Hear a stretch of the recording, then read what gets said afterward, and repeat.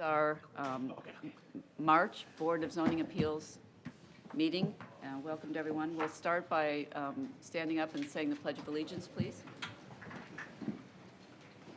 I pledge allegiance to the flag of the United States of America and to the republic for which it stands, one nation, under God, indivisible, with liberty and justice for all. Thank you. Mr. Dale, if you would take the Kathy Postlewaite, present.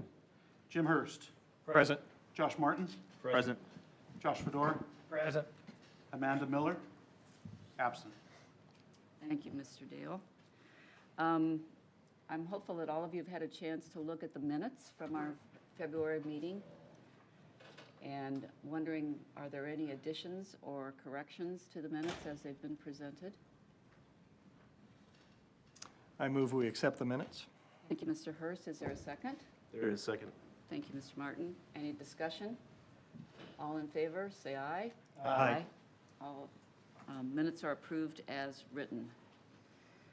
Our first order on the agenda, our first petition on the agenda is continued business, and that is docket number 2024-52-DSV. And Advent Church and Derek Snyder, are they present this evening? Good. We will start with, this is a continued petition, so we will start with an update from staff, and then you'll have the chance to approach the podium again. Give your name and address for the record, please. And we do have some folks, I think, interested in speaking. Jonah, there in the back, if we have anyone that is online, if you'd wave your arms at us, please, so that we know when the time comes. Thank you. Mr. Smith, is there additional staff information?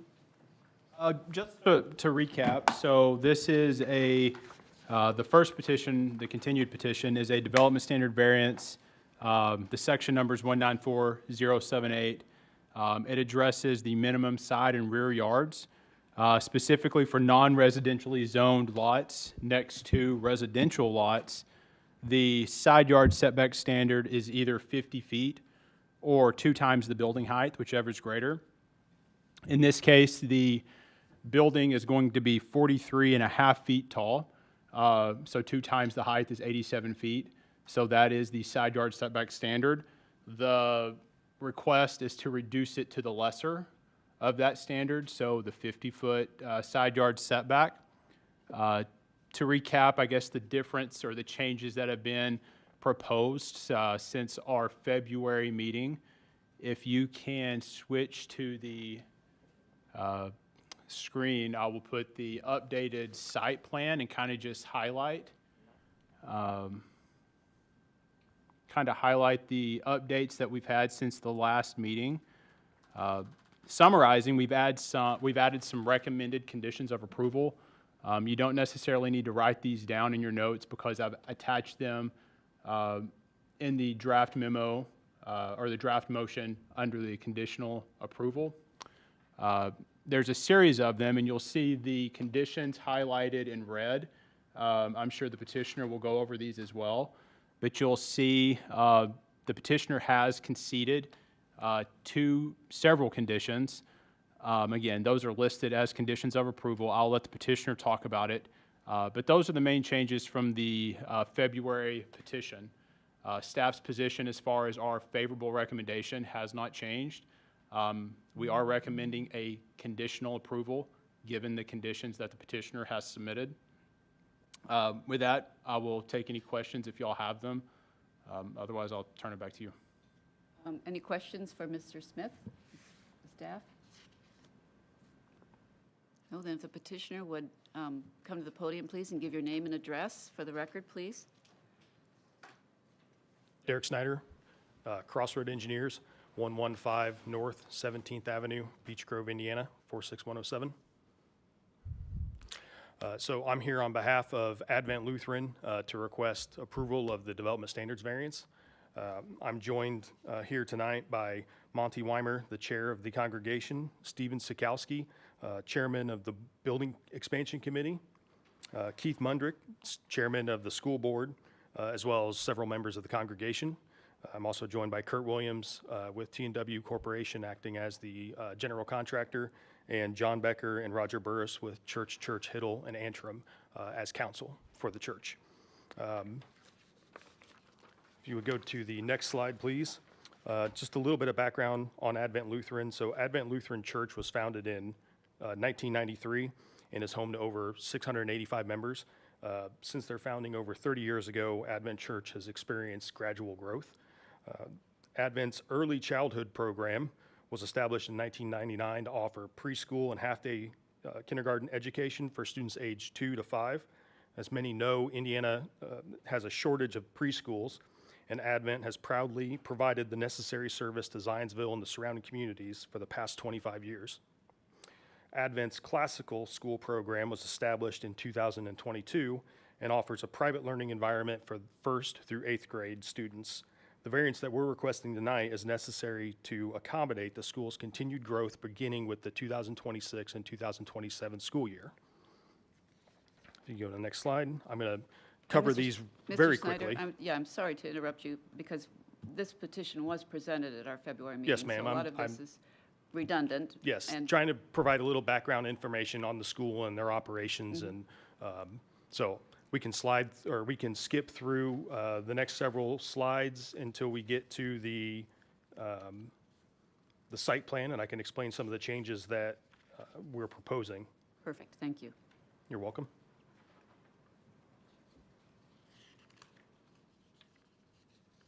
So if you go to the next slide, so as Jonathan mentioned, the variance request is to reduce the side yard setback to 50 feet. Following the February 5th hearing, Advent Lutheran and the design team met with Mr. and Mrs. Slatton, the remonstrators, at the previous hearing to discuss their concerns. The church is agreeable to the following as it relates to the site plan as shown. Installation of cutoff shields on 2 existing parking lot lights on the north side of the building.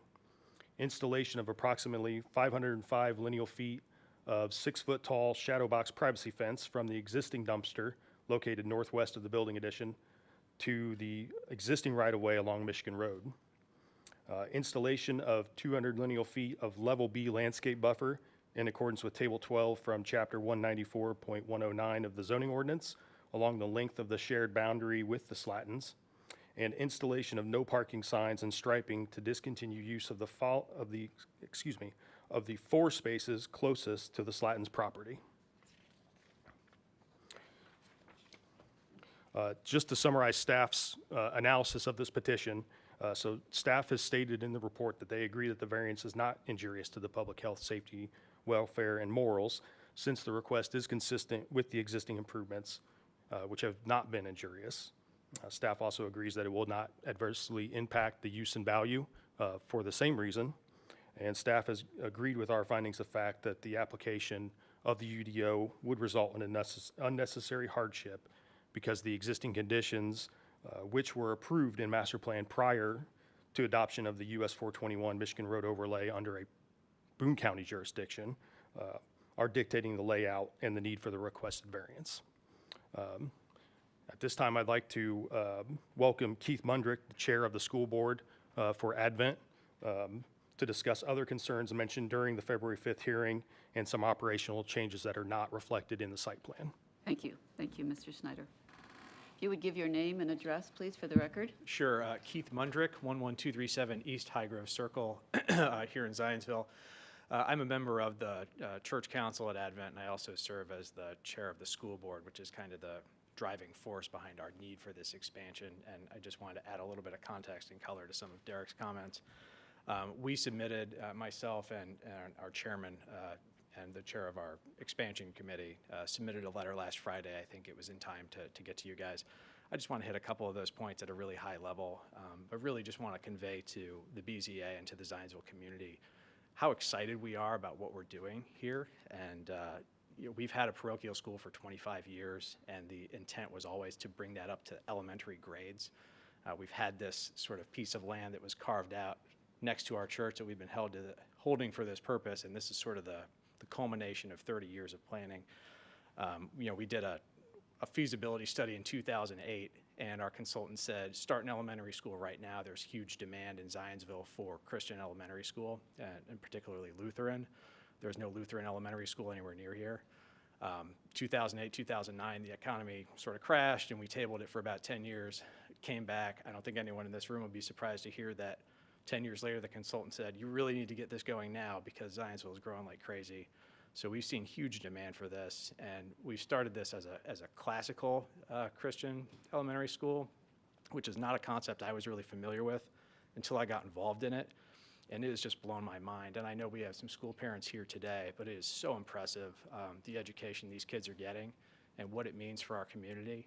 And our students don't just come from Advent parishioners, they come from outside the church as well. But just for instance, like a typical 8-year-old second grader at our school, this is not like the best kid in the class, this is just sort of the norm, can do things like recite classic poetry for probably 2 minutes, recite the Declaration of Independence from memory.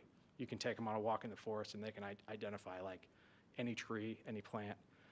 So we're really just raising well-rounded kids, and we're not trying to compete with the Zionsville School District. It's just a different product. We're never going to have the stadiums and the labs, and we actually have a Zionsville middle school teacher on our school board. It's just a different product, and it's something that's really dear to us, and we're really excited to see this moving along. I literally moved to Zionsville to put my kids in this school 2 years ago. So I'm thrilled to be involved in this. To that end, we really believe in this. We're digging deep to make this happen. We met with John and Pamela Slatton last week. We think that was a really successful conversation. I think we've resolved kind of the major issues there, and I just want to talk about a few of those.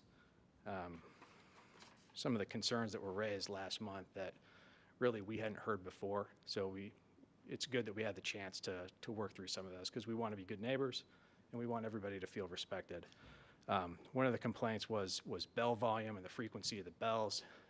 Advent reduced back between November 2021 and 2022, reduced the frequency, reduced the volume of the bells, stopped playing the religious tunes on the bells at the request of Mr. Slatton. And then after the BZA hearing last month, we actually got rid of even the hourly chimes, and now really the bells just ring immediately before church starts, and the volume is level 1 out of 10, so it's as low as it can go. And we conveyed that information to the Slattons, and they expressed appreciation when we had our meeting last week. Another topic of discussion last month was the hours of trash collection by Waste Management. We contacted Waste Management, our trustees did, and confirmed that our pickup is Thursday mornings between 6:30 and 8. We looked at our security cameras for the 90 days before the BZA hearing, and that was pretty much when it was coming. But we contacted Waste Management and asked, what are our options? Can this be at a different time? They said they could work with us, possibly to move to the afternoon. We conveyed that to the Slattons at the meeting. They were appreciative of that, so we are pursuing rescheduling that. So that's the trash collection. They made a comment about a commercial van that had been parked in those spaces that were identified a moment ago on the revised site plan. That wasn't Advent's van, but it was a friend of the church. We were letting them store a Ford Transit van there, so we've asked them to remove it. It's gone. They won't see it again. And they expressed appreciation for that. They also remarked, I think this might have been in the written remonstrance, about a PA system that makes some sort of announcement about don't trespass here. That's not ours. We're not aware of what that is. So we conveyed that to the Slattons as well. Obviously, this is a busy commercial area. Things echo, but whatever it is, we're not sure of where it was coming from. They also made comments about lights, certain lights that were projecting into their yard. We worked, and the revised site plan, we're going to shield the lights that they identified as the problem source. And then obviously for the general buffer, as Derek said, we're adding this fence that's going to run from the dumpster all the way to the right-of-way. We're adding that level B landscape for the 200 feet along the Slattons property. We're discontinuing the 4 parking spaces that we think are nearest their bedroom. And those will just be no parking, they'll be striped. And then even like the flat roof variants that you'll hear next, that really is, it's to allow us to take that HVAC equipment, get it off the ground, get it away from the neighbors, get it on the roof, get it behind a 6-foot parapet, minimize the noise. So we think that we've got a great plan moving forward. Everybody at Advent's really excited about this, and we thank you for your consideration. Thank you very much. Anyone else who would like to speak? Either I have Mr. and Mrs. Slatton on the list here who would like to speak. Are they in the room? Would you like to come to the podium and give your name and address, please, for the record?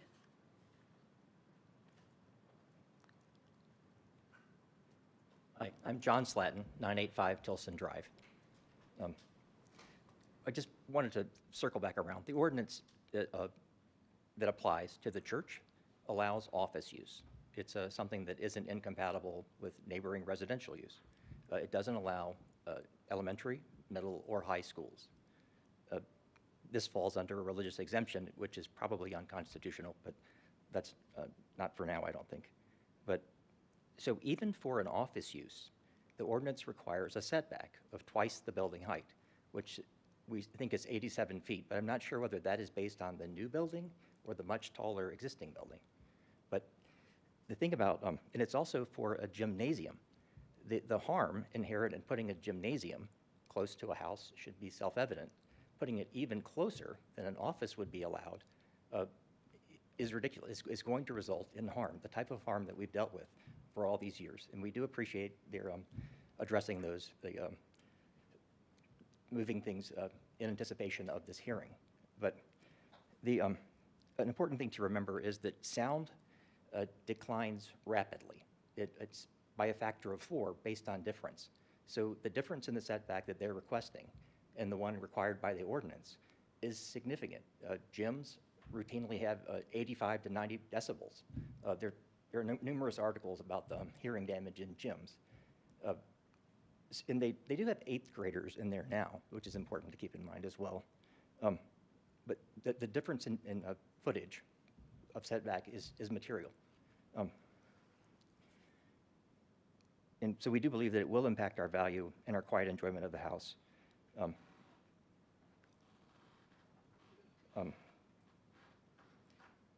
So that there will be third-party harm. I think that is important to keep in mind. Thank you for your time. Thank you, Mr. Slatton. Mrs. Slatton, are you intending to speak or no? Okay, thank you. Are there questions for the petitioner, or is there anybody online, Jonah, that would like to speak? No? Okay, thank you. Questions for the petitioner? Maybe the Sure. petitioner could speak to use of the gym beyond traditional daylight hours.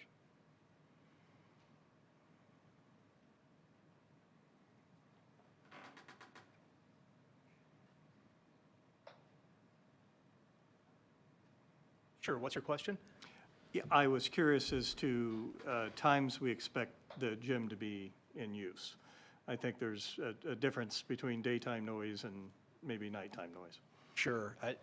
As we envision it now, it would be typical school use, as with any other school. I mean, it's going to be heavily used during the school day, perhaps with occasional use, I suppose, in the early evening. Really, nothing at the church ever lasts past about 8:30. So I think that would be about as late as it goes. And even so, our evening events tend to be things like meetings, Bible studies, the sort of stuff that would be in the gym, largely because that's just where we can fit everybody.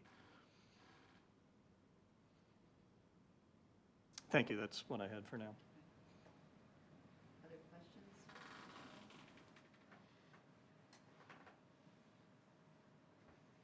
On the gym, there's not a basketball or baseball teams. The school does not have organized sports. Is that correct? I hear you say that earlier. That's correct. All right, thank you. Actually, we have a cross-country team. Okay. I'm not even sure where they run. One of our school parents would have to answer that. Thank you. This is only K through 8, is that right? This is not going to encompass also high school, Correct. It's preschool through 8th grade. We have no current plans whatsoever to start a high school. right?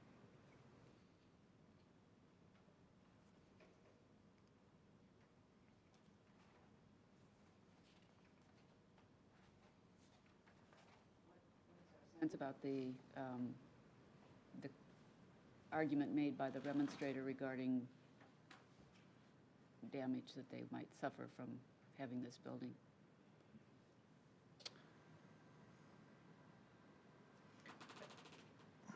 I would maybe ask Mr. Slatton if he could expound upon, I guess you said a gymnasium being built there is I think you said self-evident, there's harm. Is that just the noise you anticipate that could occur, or is there any other evidence you're aware of? You would please come back to the podium to speak, Mr. Slatton.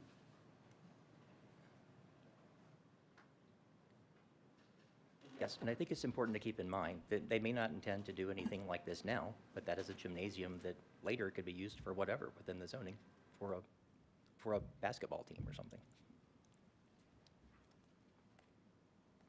It seems to me that the church has made a very reasonable effort to ameliorate the issues that you outlined at our previous meeting. I mean, they have done a number of things specifically to try to minimize the things that were a problem for you, with it, which included the trash pickup and the van that was parked that was beeping as it would pull into those parking spaces near your bedroom and so on.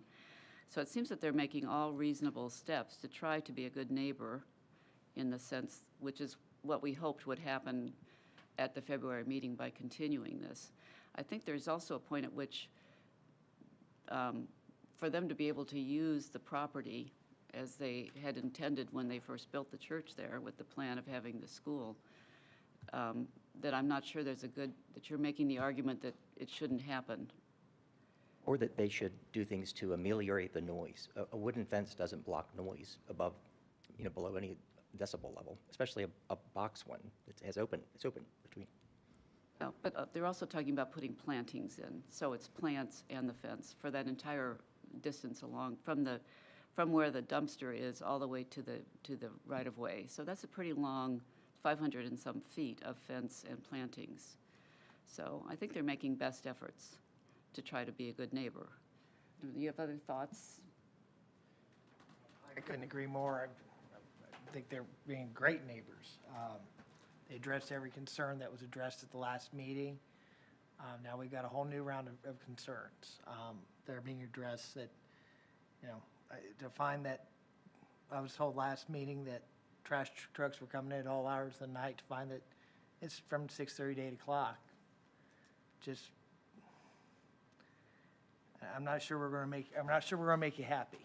I don't think anyone can make you happy in this, unfortunately. The noise concern isn't that far off of, Mr. Sutton, if you would be seated, please. Thank you. the noise concerns is, I think the church is doing more than enough. Especially now that we know there's no PA system that's making noises or anything in the middle of the night. Yeah, I think the church is, I commend them for being a good neighbor. Are we satisfied that we can make a decision on this petition?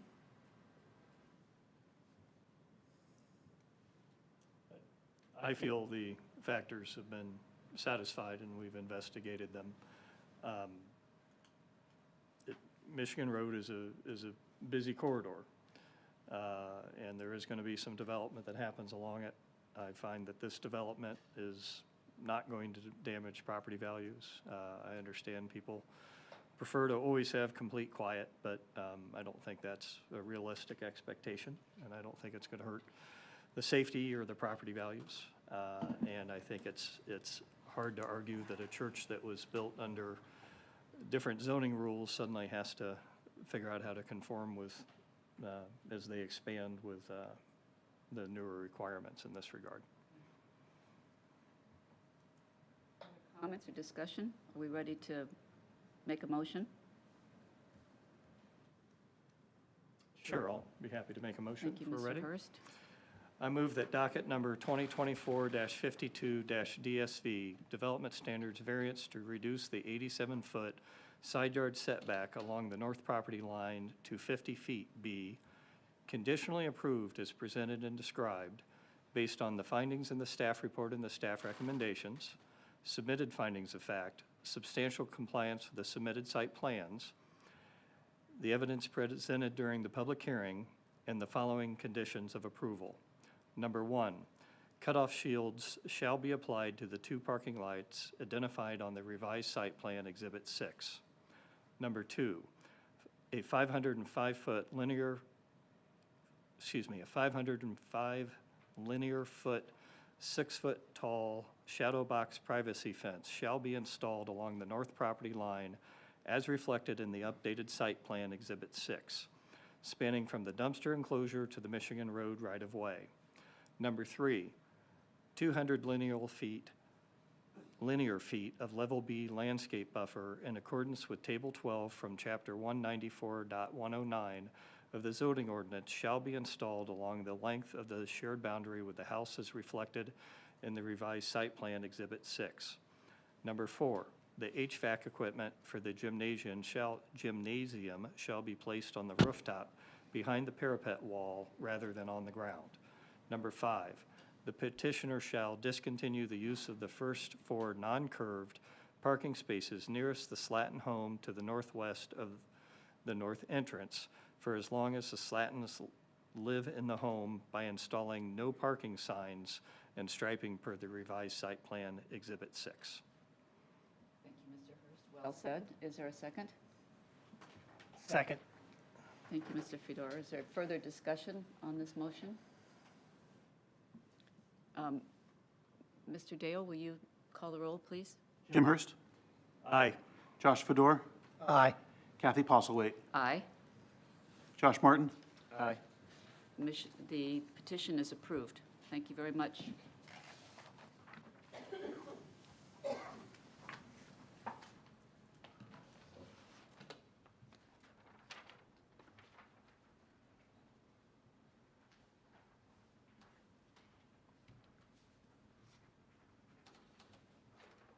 So the next item on the agenda is new business, and that is docket number 2025-05-DSV, and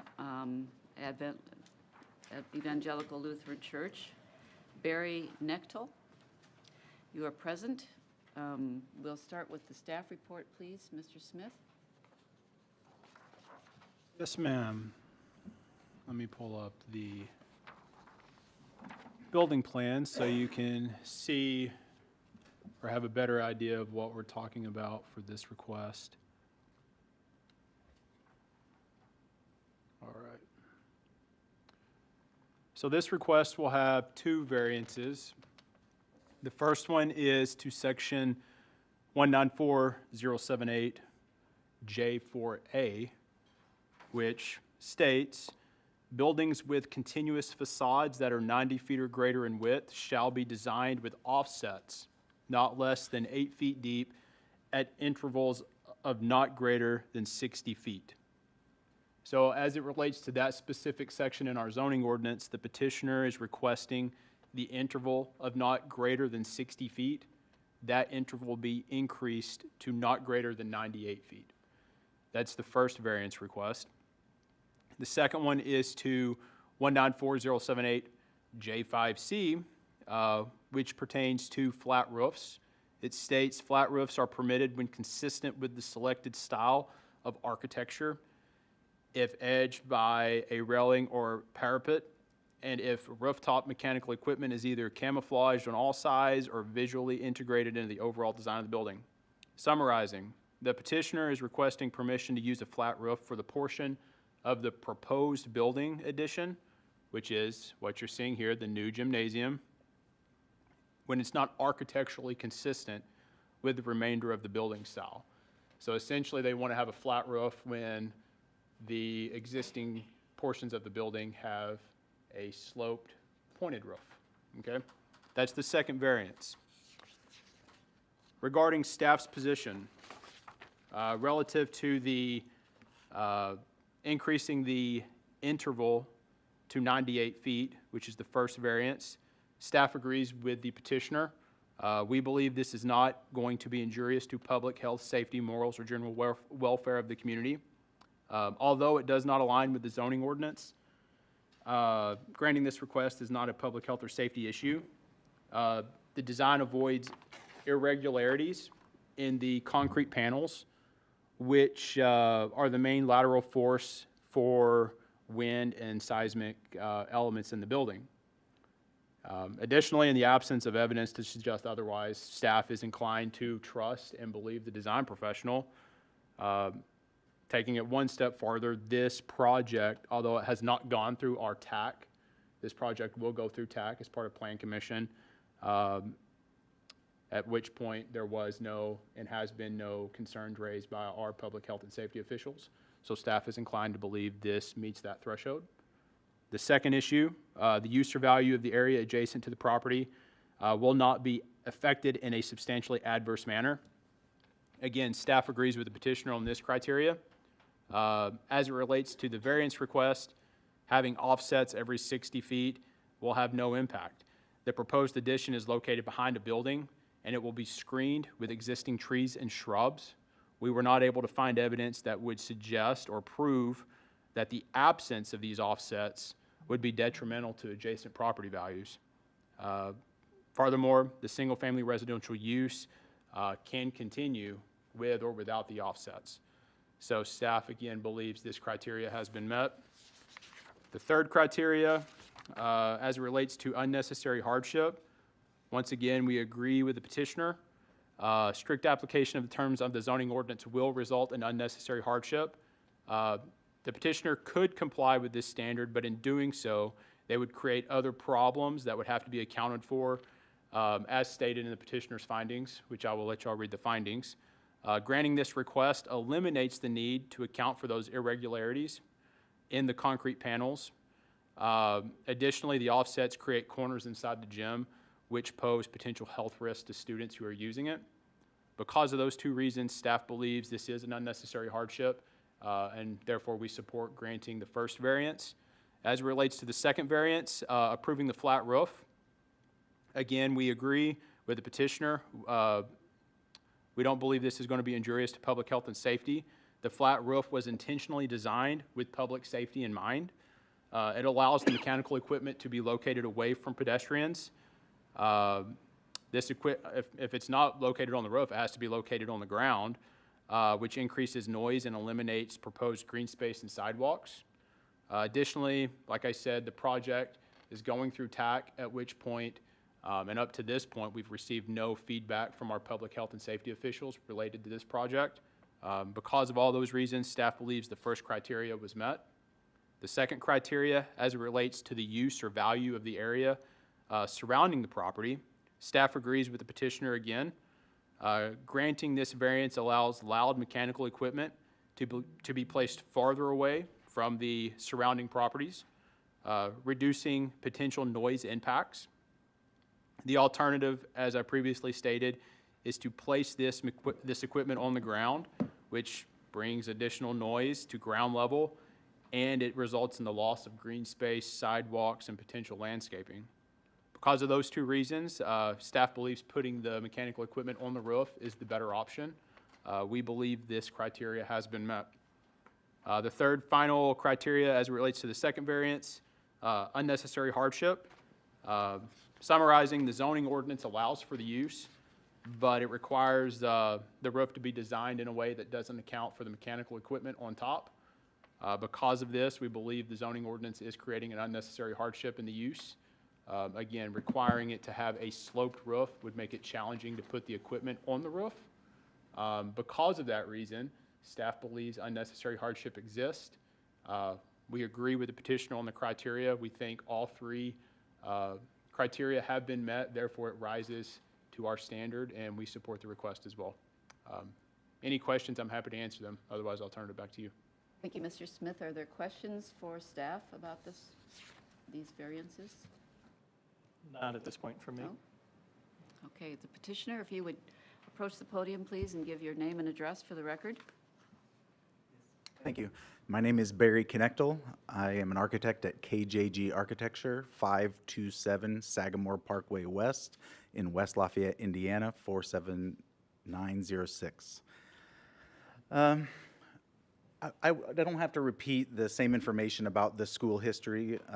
You've heard that, so the first few slides are repeats, just in case you needed it, but it sounds like everybody's aware of the project by now. Thank you. So if you go to the first slide showing variance request number 1,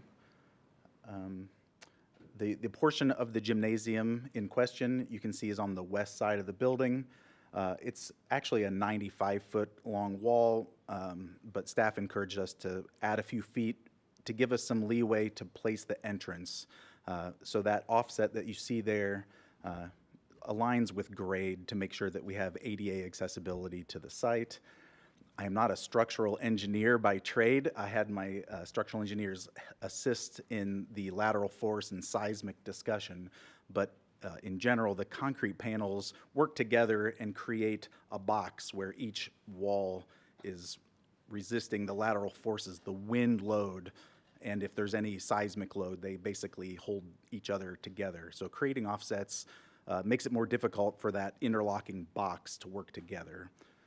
And as staff indicated, we plan on showing green space and sidewalks along the west side of the building that, if we had the offsets, would reduce that as well.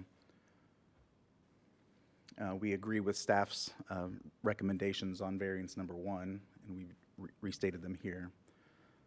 Regarding request number 2, the proposed addition will have 2 rooftop units. The smaller unit would be near the center of the gymnasium, and the larger one is further to the south. That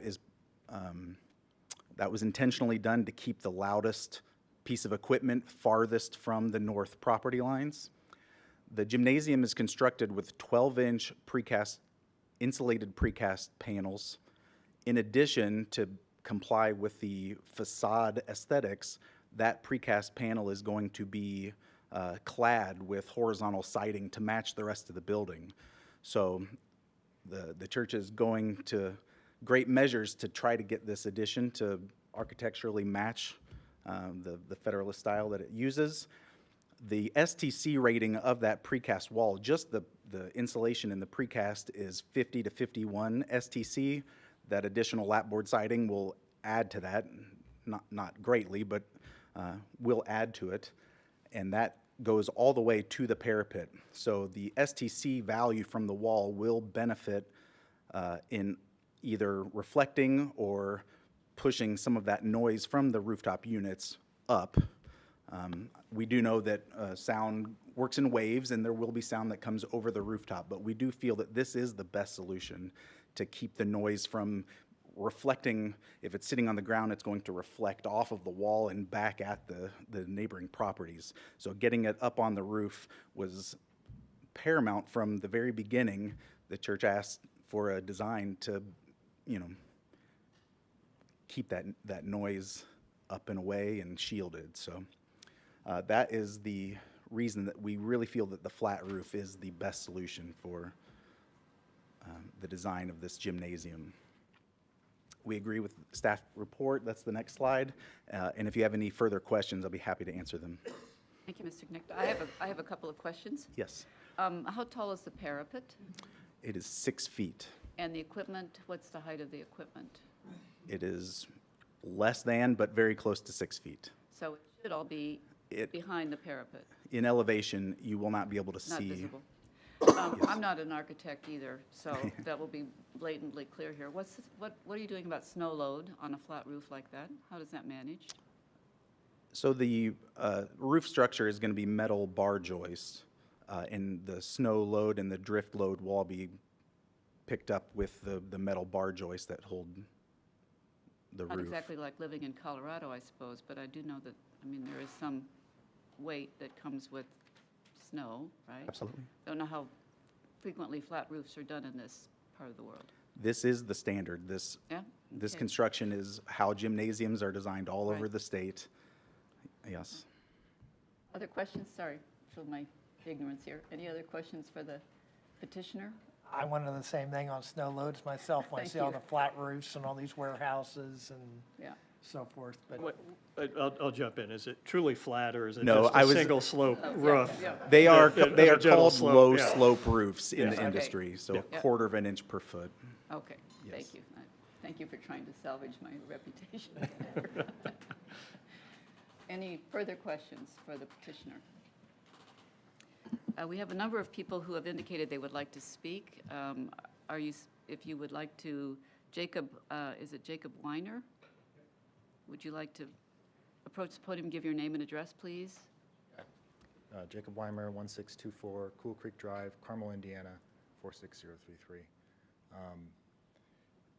Yeah, I'm a member of the Advent Lutheran Church congregation, and I'm just here to show support for them tonight with my own testimony. I currently reside in Carmel, but I've spent several years in Zionsville, about my family and I have. My journey with Advent began more than 2 decades ago when my family, my father, my siblings all saw Advent as a confessional liturgical Lutheran church and led by a very experienced pastor at the time who was guiding the congregation. So for the past 20 years, my Advent has been the spiritual home for my whole family, my father, my siblings, and now my wife and children. It's been an incredible experience to kind of just witness my children embrace the faith that I grew up in, learn and memorize the liturgical texts and the confessions at a much greater speed than I did growing up. So that's been awesome to see. And my family and I were just very thrilled to see the community and the congregation investing in the school, and the fact that the school's using the classical method, I think, is a significant advantage. Oftentimes these schools are, speaking from someone who's sought these out, they're often very expensive or limited, and it's good to have another option around. So they have an exceptional board and an amazing headmaster of the school, and I expect them to lead and grow the church and school for many years to come. So that's all. Thank you for, if we could, thank you very much, Mr. Weimer. If we could speak specifically about the petition and why you think that this petition should be passed by the BZA. We accept that that you like the mission of the church and the work that the church is doing, and thank you for that. Michelle Bartleson, are you present? Okay. Kelly Porter, are also. Yep. Eric Hubert. Oh, okay. Mr. Slatton, would you like to say a few words, please? And you approach the podium, give your name and address, please.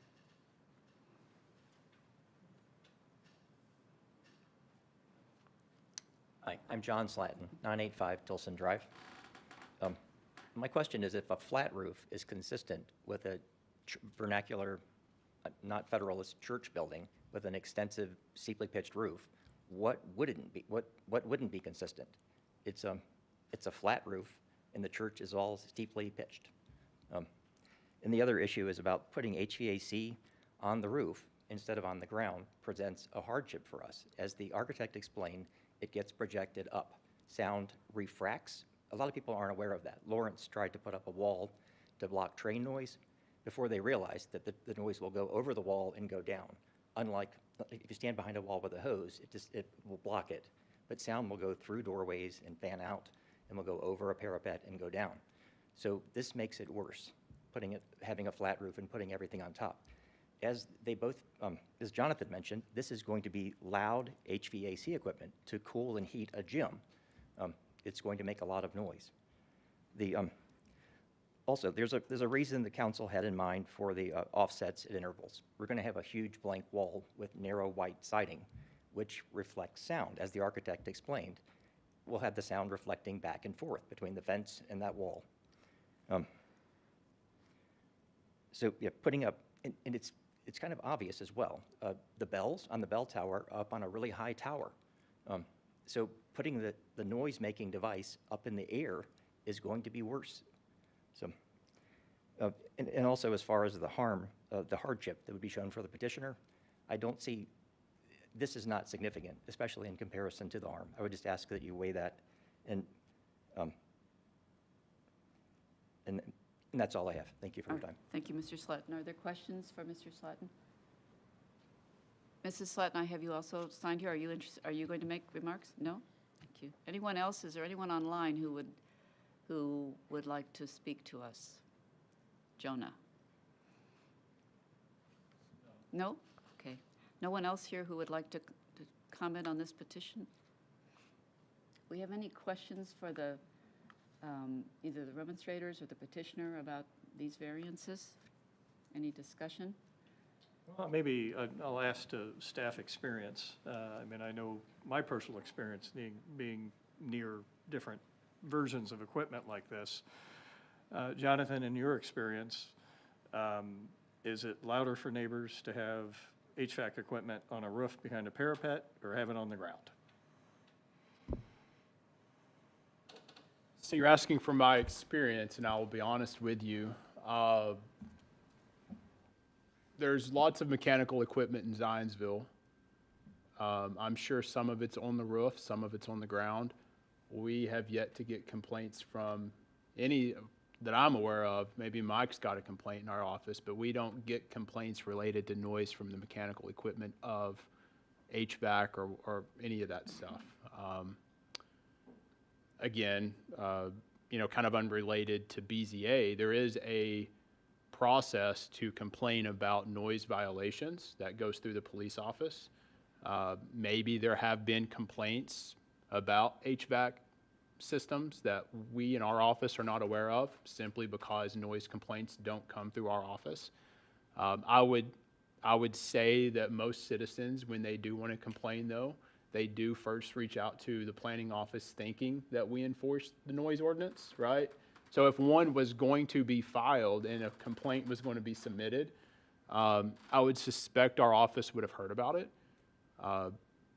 Again, maybe Mike's had a complaint that I don't know about, but to my knowledge, there's not been any complaints, which, would suggest that when we go through our TAC process, right, which is what it's really one of the elements that it's designed to account for is public health, safety, that type of thing. When we go through TAC, our professional team, our engineers, our fire, et cetera, the TAC members do a really good job when they review plans to account for things like that, which is probably another reason that we don't necessarily get a ton of complaints, or any, about noise from HVAC systems or gymnasium mechanical equipment. Mr. Does that Knichtel, answer your question? if I could ask you one other question. You mentioned that this equipment, the larger portion of this is going to be in 2 parcels essentially, and the larger equipment is going to be on the southernmost end of this building. Is that right? If you can pull open the slide, I actually included a roof plan in my presentation, so you can see the 2 pieces of equipment. Yes, right there. So as you can see, there are 2 pieces of equipment. The larger one, that is the long, skinny one, that is actually the rooftop unit that serves the classrooms. And it is a 40-ton rooftop unit. The reason for a rooftop unit in this case is critical is because classrooms have a really high outside air requirement. Everybody knows that kids bring germs to school, so having a lot of air changes is critical, and it's in the mechanical code as well. So the benefit of a rooftop unit is that it sits outside and the fresh air can come directly into the unit and get heated or cooled depending on the time of year for that additional outside air. Putting it on the roof helps us get that unit to the south. So you have made an effort to put it as far away from the residences that we're talking about Correct. as possible, right? Yes. Yeah, okay, thank you. Other questions or thoughts about these variances?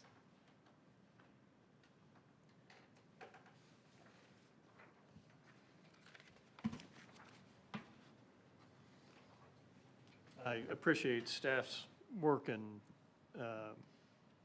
building this, and reading it and listening to testimony, I'll have to respectfully disagree with the remonstrator. I do not find that either of these variances affect the public health, safety, morals, general welfare of the community, nor do they adversely, sorry, trying to read and talk at the same time does not work for me. That it will not affect the property values of the neighbors in an adverse manner. And I certainly agree with the assessment of the unnecessary hardships. We want to see a vibrant community, which I think this could contribute well toward, and I find these variances meet all the requirements and would be good for our community. Further discussion? So just a point of order, Mr. Smith, I see in these recommended motions that you've given us here to help us find our way, that you, for motion number 1, for variance number 1, you've included the conditions that we've stipulated for the last petition. Is that required? Long story short, I'm thinking about the end user, right? So the petitioner, their ultimate goal is to get approvals from Plan Commission, right? So if it was just me dealing with the paperwork, I would say just skip it. But I can tell you that people at the end of this are going to want consistency, and it might stimulate some confusion if you've drafted 3 development standard variances, some with conditions, some not.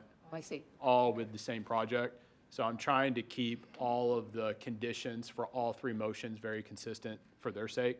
So that's why I included it. Okay, thank you. We ready for a motion? Well, should I try the long one again, Josh? Go right ahead if you Okay. want to. I You know, stumbled through you it got- the first You got time. readers, I don't. Maybe, well, yeah, I need bigger readers, I think, for tonight.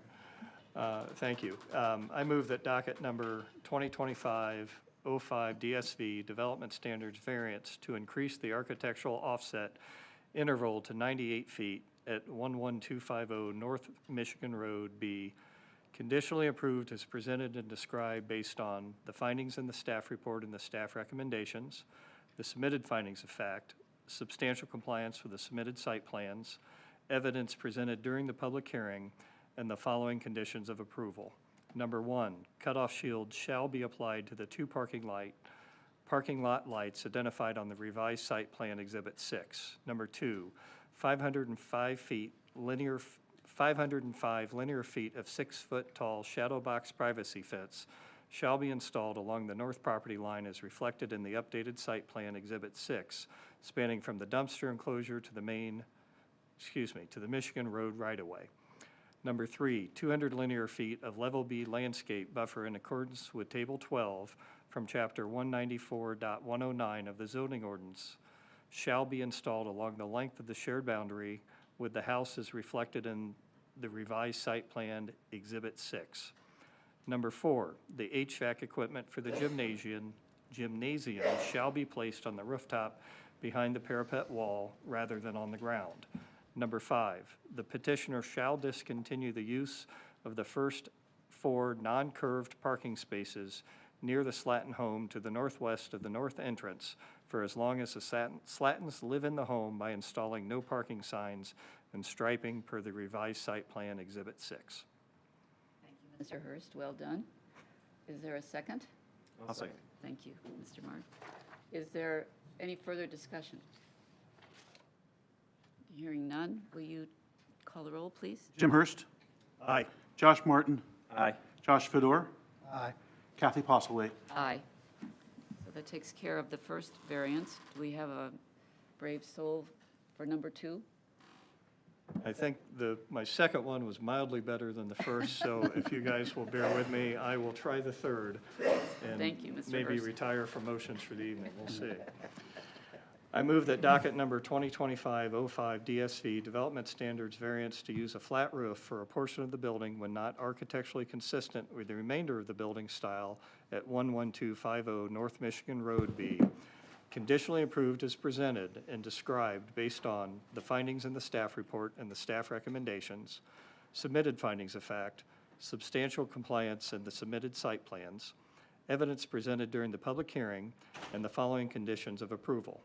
Number 1, cutoff shields shall be applied to the 2 parking lights identified on the revised site plan Exhibit 6. Number 2, 505 linear feet of 6-foot tall shadow box privacy fence shall be installed along the north property line as reflected in the updated site plan Exhibit 6, spanning from the dumpster enclosure to the Michigan Road right-of-way.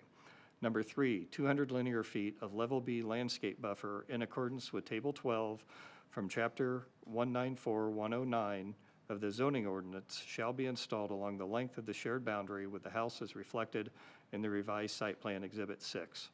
Number 4, the HVAC equipment for the gymnasium shall be placed on the rooftop behind the parapet wall rather than on the ground.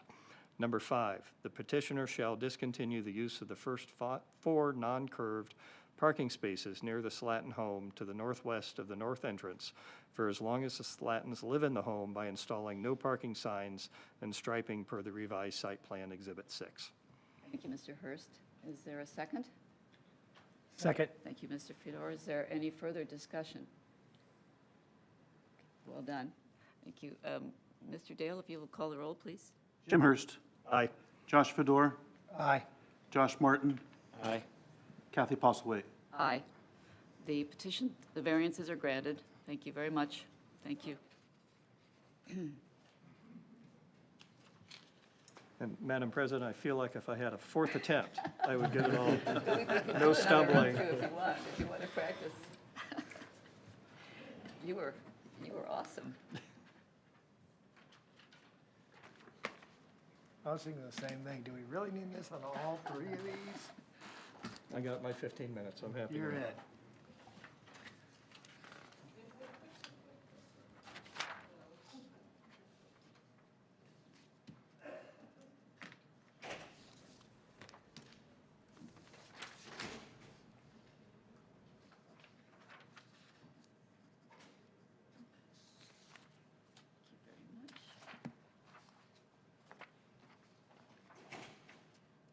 Okay, and so that brings us to the next item on the agenda, which is docket number 2025-03-UV. Ann McBride, Kroger. Is Ms. McBride here? Thank you. We'll start with the staff report, and then you'll have your chance to come to the podium and give your name and address for us. Thank you. Mr. Smith? Yes, ma'am. So this is a, let me make sure I got the right paperwork. Yeah. So this is a use variance related to the new Kroger store that's coming to Zionsville. The use variance is specific to 194.082, Table 2.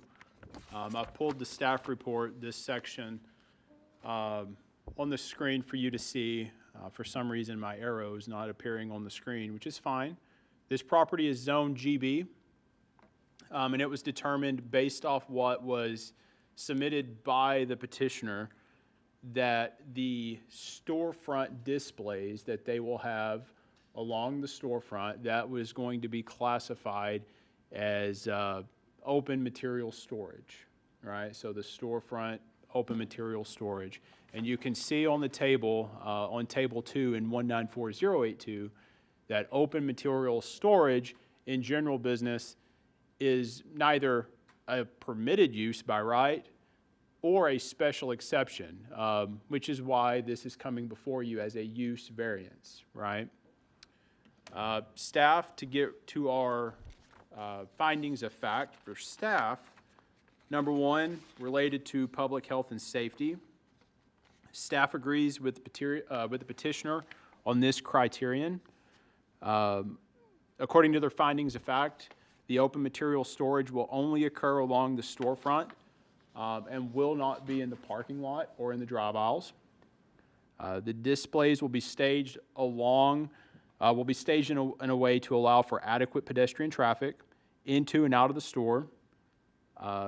If the use is approved, the petitioner will be required to obtain approval of a development plan, which again will go through our TAC review process, where our engineers, fire, et cetera, will review it for any possible public health and safety issues. Because of those factors, staff believes this meets the first criteria. This will not be detrimental to public health and safety. Criteria number 2, related to the use or value of the area adjacent to the property. Staff once again agrees with the applicant.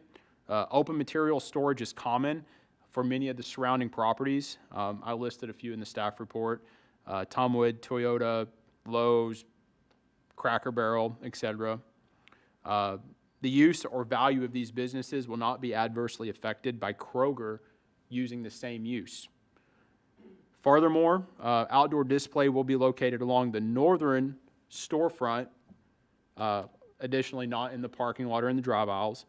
Because it's on the north side of the storefront, it will not be visible to any of the adjacent residential properties to the south. Additionally, Kroger and the associated activities will be screened from the residential properties by existing vegetation and the proposed buffer yard G, as reflected on the site plan, which requires at least a minimum width of 15 feet and a combination of canopy trees, understory trees, shrubs, evergreens, etc. Staff agrees with the petitioner. Based off those factors, we believe this will not affect the use or the value of the adjoining properties. The final criteria, which is number 3, the need for the variance arises, or no, it's not the final one, never mind. The need for the variance arises from some condition particular to the property involved. Strict application of the terms of the zoning ordinance would result in an unnecessary hardship in the use of the property. Staff agrees with the petitioner on this criteria. The condition particular to the property and this is the zoning classification. The property is zoned general business, allowing for things like retail, trade, and food stores, much like Kroger.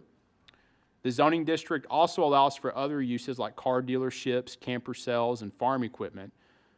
Businesses like Camping World, John Deere Tractor Supply, and Nissan dealership are all permitted uses and would all be allowed to display their campers, farm equipment, and cars outdoors in this zoning district. However, the storage and selling of campers and automobiles and farm equipment, all of that would be a permitted use allowed by our zoning ordinance. For whatever reason, Kroger, who's only wanting to display storefront displays, that's not a permitted use in our zoning district. Staff believes this is a particular condition. We agree with the petitioner on this criteria. That criteria has been met. Going to number 4, strict application of the terms of the zoning ordinance would result in unnecessary hardship in the use of the property. Again, we agree with the petitioner. Strict application of the zoning ordinance results in unnecessary hardship. As I mentioned in our previous criteria, the zoning ordinance permits grocery stores in the GB zoning district. Unfortunately, grocery store is not defined. As they pointed out, it's very common for storefront displays at grocery stores. Had grocery store been defined in our zoning ordinance, it's likely outdoor display would have been included in that definition. Unfortunately, our zoning ordinance does not define grocery store. As a use, open material storage is a permitted use in districts such as general industrial, I-2, and I-1. Unfortunately, all of the zoning districts, it's a use variance. Additionally, general business zoning classifications allow for other uses, as I previously mentioned, automobile sales, camper sales, farm equipment sales. Again, grocery store not being defined, staff believes it's unreasonable to think the zoning classification allows for big box retailers. It allows for the sale of cars. It allows for the sale of campers. It allows for the sale of farming equipment, but again, would prohibit Kroger from having storefront displays.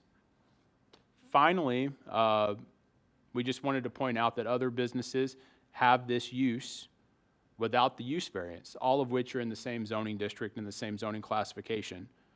We reference Cracker Barrel, Marathon Gas Station, Discount Tires, etc. The list is in your staff report. All of these businesses are operating storefront displays without the need of a use variance. Staff believes this, once again, is an unnecessary hardship on this property.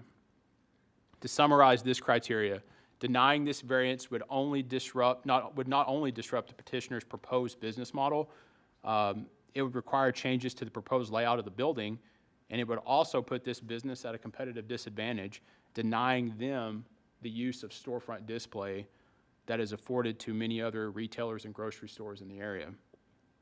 Based off this criteria, based off all these factors, staff believes unnecessary hardship does exist in this case. And then going to the 5th and final criteria as it relates to the comprehensive plan, staff agrees with the petitioner.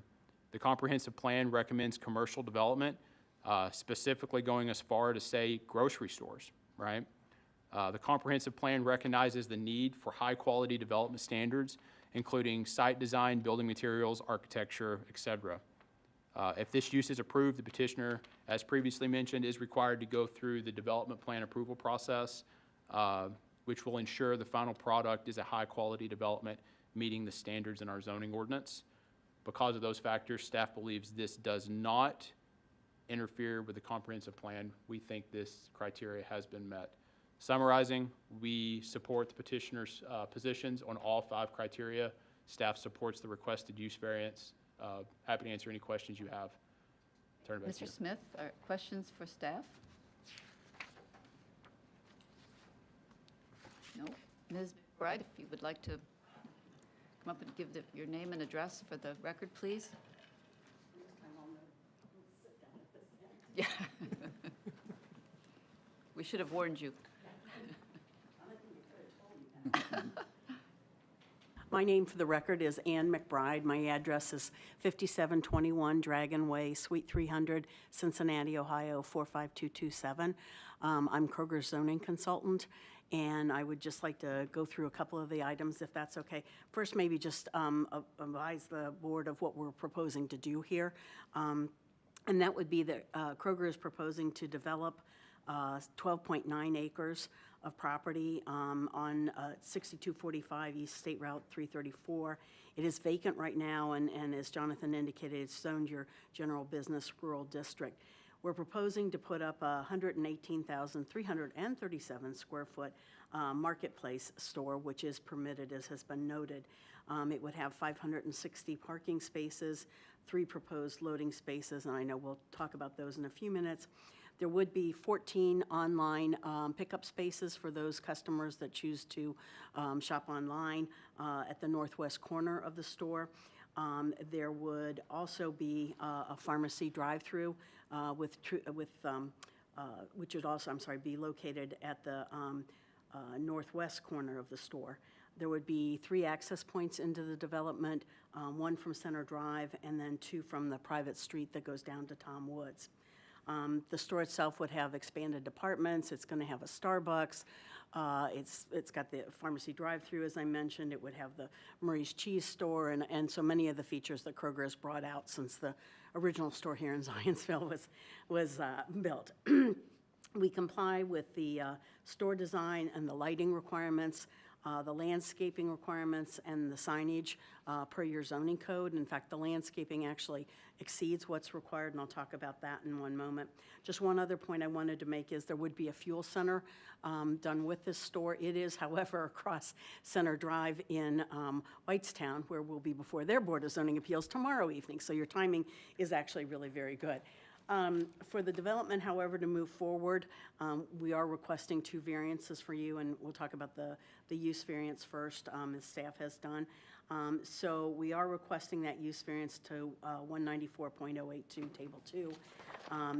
As mentioned, the outdoor, and I would consider it more outdoor display than storage. Storage to me kind of denotes a contractor storage yard or something like that, or the pallets of mulch or something, which is not what this is going to be.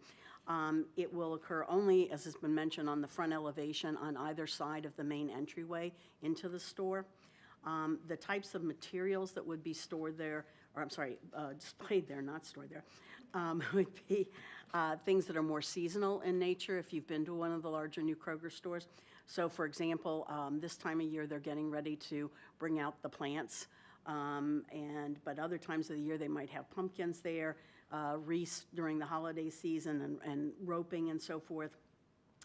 Sometimes during the summer they'll have vegetables, kind of creating a farmer's market type appearance there. But it will not be interfering with the customer access to the store.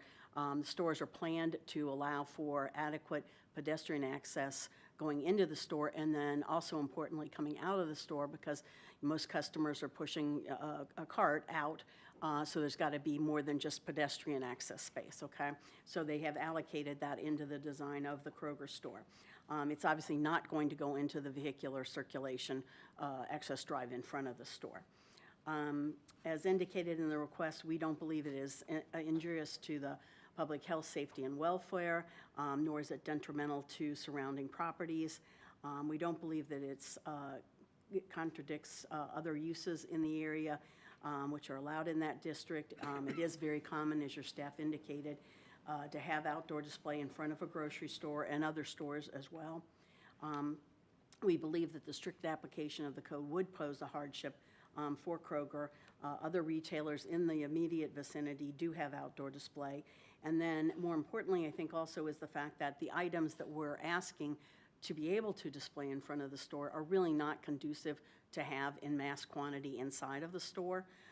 For example, the volume of the plants and so forth, the petunias and so forth that are coming up at this time of the year need sun. They've got to be watered with hoses and so forth, and you really can't be doing that in the store itself. At Christmas time, the wreaths and those kind of things actually do much better in cold weather rather than bringing them into your house where they dry out. And things like propane simply can't be brought into the store. Firewood theoretically, I guess, could, but it wouldn't be very appropriate to have that inside the store. It should be noted, though, that the merchandise is actually paid for in the store. So there's not a cashier out in front of the store or anything like that. It is paid for within the store. We do concur with the staff's opinion that it is consistent with the comprehensive plan. We are meeting your design standards, and the outdoor display is simply now a part of a lot of retail uses that are permitted. Obviously, you've heard that your staff is recommending approval. I just would point out a couple other key points. The investment by Kroger is about $35 million in this store. It would generate about 350 new associate positions, and I realize this isn't information necessary for the board to consider in looking at these variance requests, but just information for you. And probably very important to a lot of people, the existing store is going to remain open. So if you had questions for me, I do have representatives from Kroger here, as well as their civil engineer, if you had questions that I couldn't answer. Thank you very much, Ms. McBride. Are there questions for the petitioner? None for me. No? The existing store is referring to which store? The one in The Boone store- Village? It's right yeah, next door. Yeah. Okay. Boone Village, which was a marsh, which was a, I mean, I've been It's in Zionsville for a apparently, long yeah. time. That's been a lot of things over the years, so, yeah. No questions for the petitioner? Another question, will the private street, will that remain private, or will that be dedicated right away? My understanding is it's to remain private. Okay. I think another concern with the type of products you're talking about leaving outside is pest. Firewood has pest in it. Plants will have pest in it. I mean, I'd much rather see that stuff stored outside, not with my groceries. So I think it does make sense to have these things outside. Most businesses in that area already have outdoor storage, not just in Zionsville's jurisdiction, but in Whitestown as well, so. Trying to think of a grocery store that I've gone into recently that didn't have that stuff sitting outside to, I think it's rare these days that there's not some display or something outside the main entrance. So, are we ready to make a decision on this one? Oh, sorry, thank you very much, Mr. Hurst. Is there anyone here that would like to speak on behalf or against this petition? Thank you very much for the reminder. Jonah, is there anyone online? No. Okay. Are we ready to make a decision? I'll take this one since it's not a full chapter and a half.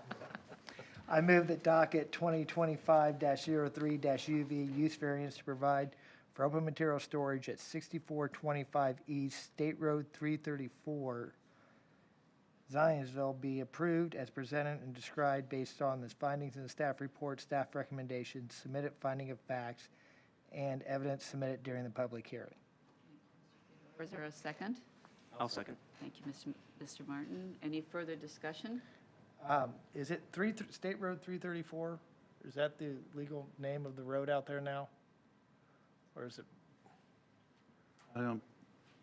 Jonathan, do Or you is know? that- I was a little is that confused. Whitestown Parkway or Oak Yeah. Street. Oak or- Street or? We want Kroger to get their mail, so. I took it off the staff report,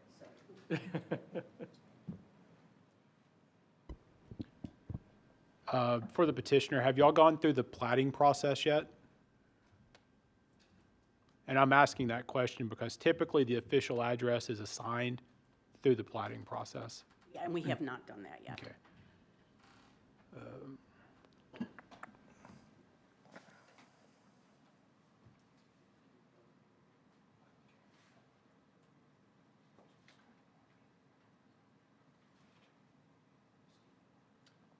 So maybe Dan could help us out. If this address isn't actually the right address, is that an issue? No, I think the property is adequately identified in the staff report. Unless there's some disagreement about where this is, I don't think that we need to be that concerned. Has a legal description included in the. Sure, and maps and drawings and, yeah, and like I said, unless we're really not sure where it is, but I think you are.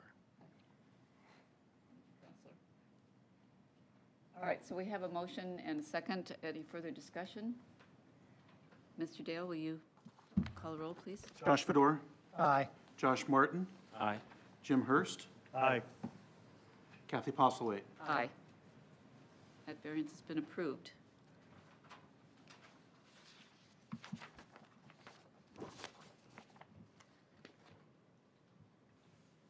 So we have, the next item on the agenda is docket number 2025-04-DSV. Ms. McBride also at Kroger. Mr. Smith, when you are ready.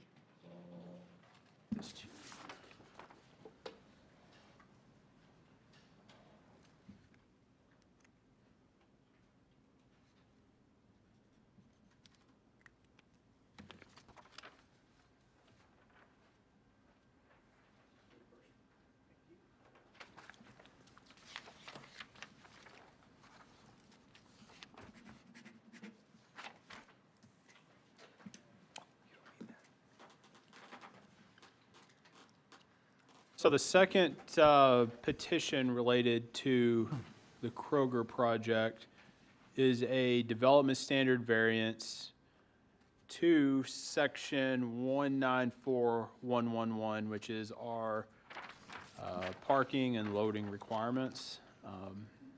Rather than reading it, it's easier just to show you the chart. So if you look on the screen, here's the chart. Essentially, for every 15,000 feet, 15,000 square feet of floor area, the petitioner is required to provide one loading berth. In this case, there's 118,337 total square feet. When you divide that by 15,000, you get a zoning requirement of 7.8. So rounding that up, you have a requirement of 8 loading berths. As proposed, the petitioner is only providing 3, and I'll see if I can pull it up on my site plan here.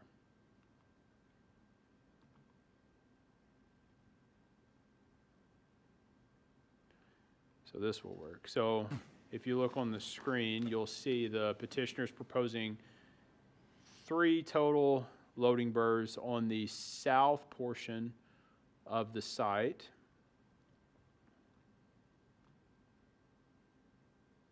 As reflected on the site plan here. There you go. As it relates to the staff report and staff's position for this requested variance, item number 1, the grant will not be injurious to public health and safety. Staff agrees with the petitioner. As stated in their findings, the petitioner has designed their store to limit the number of semi-trucks coming on site. 3 loading berths will be adequate for their business, which limits traffic of large vehicles and increases pedestrian safety. Staff is inclined to agree with the petitioner on this criteria. Item number 2, the use or value of the adjacent area will not be adversely affected. Staff agrees with the petitioner on this criteria. The property is surrounded by commercial businesses to the north, east, and west.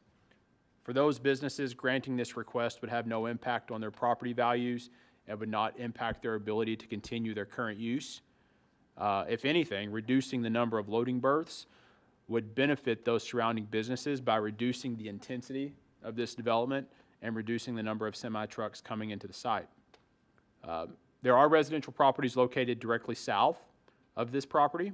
For those residential homes, granting this request will reduce the intensity created by this development. As noted in their findings, the loading areas will be screened and buffered, but reducing the total number of berths will further minimize the intensity.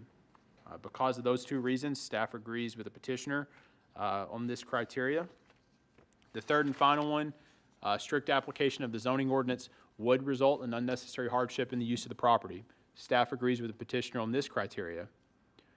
In this case, staff believes the zoning ordinance is a factor creating unnecessary hardship, specifically the zoning section 194111. This section was drafted by Boone County before being adopted by the town. Hasn't been updated since at least 2000. If you review similar standards for the surrounding communities, the ones I looked at specifically were Whitestown, Carmel, and Westfield. It does appear that our section, that this specific section of our zoning ordinance could be outdated. As two examples, if this project was developed in Whitestown or Westfield, the petitioner would be required to provide 6 loading berths based off their formula, compared to the 8 that they would have here in Zionsville. In Carmel, loading berths, and I'm quoting, shall be permitted per the needs of the business establishment and shall be identified on the development plan. So Carmel doesn't necessarily provide a specific number on their regulation. They just say it's based off the needs of the development and it has to be identified on the plan. These are just two examples speaking to the ordinance that we have. The final two examples I provided are more recent, specific to Zionsville. I referenced the Hy-Vee grocery store project that came through maybe a couple years ago now. They had a very similar request, wanting to reduce our standard. And then more recently, Aldi's came through maybe a year ago, reducing the standard as well. So these are just 3 or 4 or 5 examples of how I believe the zoning ordinance needs to be updated, which is resulting in the need for this request. Additionally, being a for-profit, Kroger knows the needs of their business. It seems unreasonable to require the petitioner to build an additional 5 loading berths next to residential homes when the need and demand is not there to justify the increase in that intensity. Because of those reasons, staff once again agrees with the petitioner. We believe there is unnecessary hardship in this specific petition. Happy to answer any questions you have. Thank you, Mr. Smith. So do I understand that this, for our ordinance, it's strictly a mathematical formula regardless of the use of the building? So it's only based on the square footage? Well, there are different uses provided in our table. Unfortunately, I just took a snippet, a screenshot of our use table. I didn't provide the whole table. I'm happy to pull it up if you'd like to see it. But there are different categories you can see on the picture here. If this was a truck terminal, it would have a different formula. If it was a stadium or coliseum, there'd be a different formula. If it was an office building, there would be a different formula. As it relates to this project, on the table that is provided, retail, department store, that's where this specific project fit in the table. And so we take the formula that is applicable from the table and we use that. And so yeah, that is the formula. It's 15,000 square feet equals 1 loading berth. Other questions for the staff? You said Whitestown would require 6. Carmel doesn't clarify necessarily. We would require 8, but then we're down to 3. And is that correct? The correct number they're asking for currently is 3? Yes, sir. Okay. All right, that's all I have for you, or for the staff right now. Thank you. We're ready then, Ms. McBride, if you'd like to give your name and address again, please, for the record. I'd love to give my name and address again for the record. My name's Ann McBride. My address is 5725 Dragon Way, Suite 300, Cincinnati, Ohio 45227. So I've passed that test twice in a row. Okay. Anyway, so Kroger is asking for this variance for a reduction in the number of loading berths that they would have at the new store, as you heard, from 8 to 3. Kroger currently operates over 2,700 stores across the country, so they have a pretty good feel for how many loading berths they need. They're not going to shortchange themselves as to how many they need. They also receive, I want to make the board aware of this, about 35% of their deliveries come from what we call DSD trucks. Those are direct store delivery trucks. So if you think about it, that's the Coke, that's the Pepsi, that's the bread guy, that's the Frito-Lay guy, and so forth. Those are all deliveries that don't require the use of a loading berth. They park to the rear of the store and they wheel the goods into the store, but they don't require a loading berth. So that's a significant portion of their deliveries that don't use the loading berths. If we were required to construct the other 5 loading berths, it would take up more impervious surface ratio, which would require more stormwater retention. It would obviously increase the cost of construction, and so they're simply not needed for this Kroger store. We believe that it will not be injurious to public safety, health, and general welfare, and that the use will not be detrimental to adjacent properties. And in fact, reducing the number of loading berths, as your staff indicated, reduces the possibility of any potential impact to the residents to the south.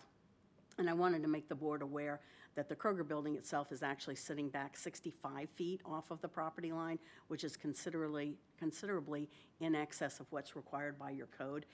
In addition to that, to the south of the Kroger property line is a 40-foot unimproved right-of-way strip. So there's actually 105 feet right now in there.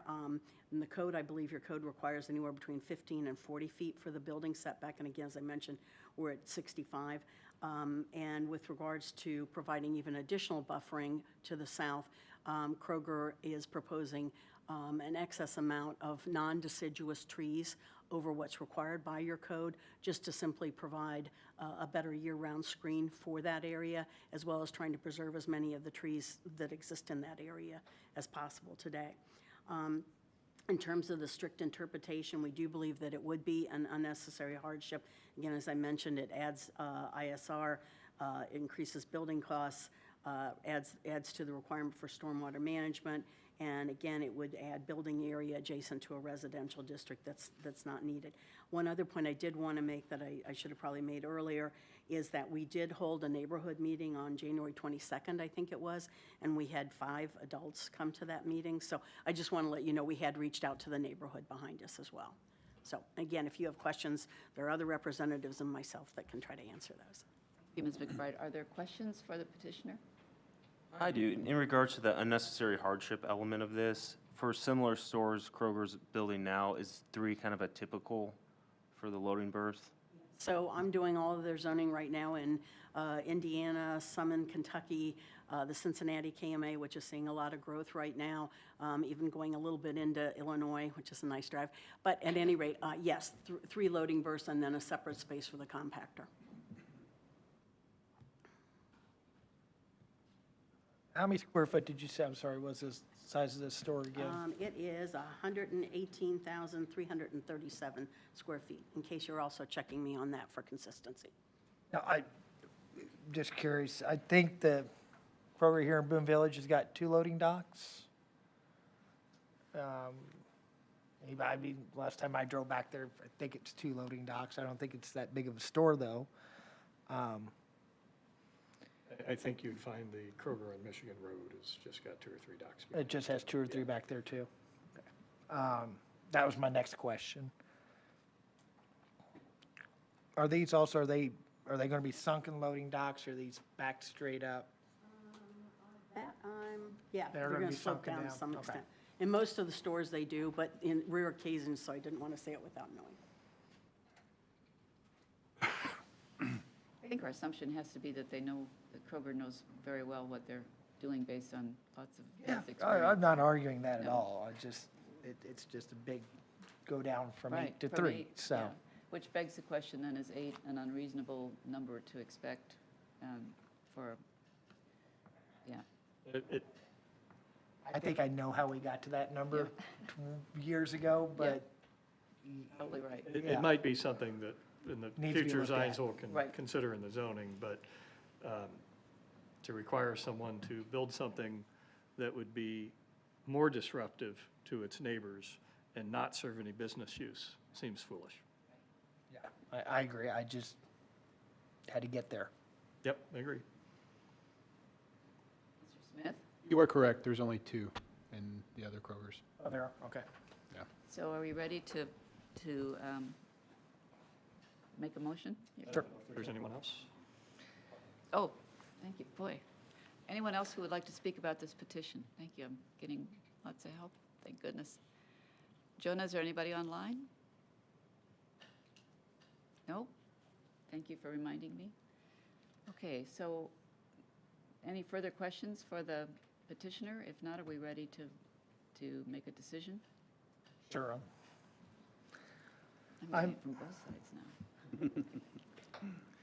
I move that docket 2025-04-DSV Development Standards variance to reduce the required number of loading berths from 8 to 3 at 6425 East State Road 334 be approved as presented and described based on the findings in the staff report and staff recommendations, submitted findings of facts, substantial compliance with the submitted site plans, and evidence presented during the public hearing. Is there a second? Second. Thank you, Mr. Martin. Any further discussion? Mr. Dale? Josh Fedor, Aye. Josh Martin, Aye. Kathy Postlewaite, Aye. Jim Hurst. Aye. Good. Thank you very much. It's granted.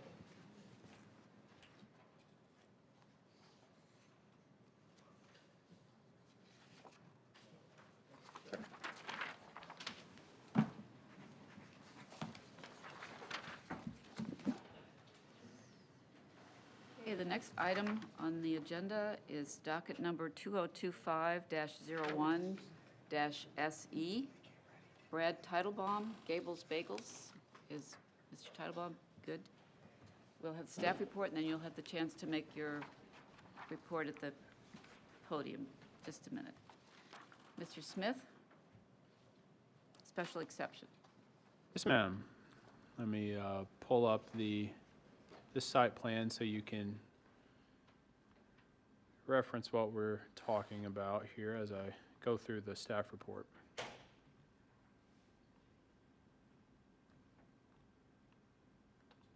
All right. So as you mentioned, this is a special exception pursuant to section 194062 2D specifically in our zoning ordinance. This zoning, let me pull it up here in front of me. This zoning criteria requires the petitioner to apply for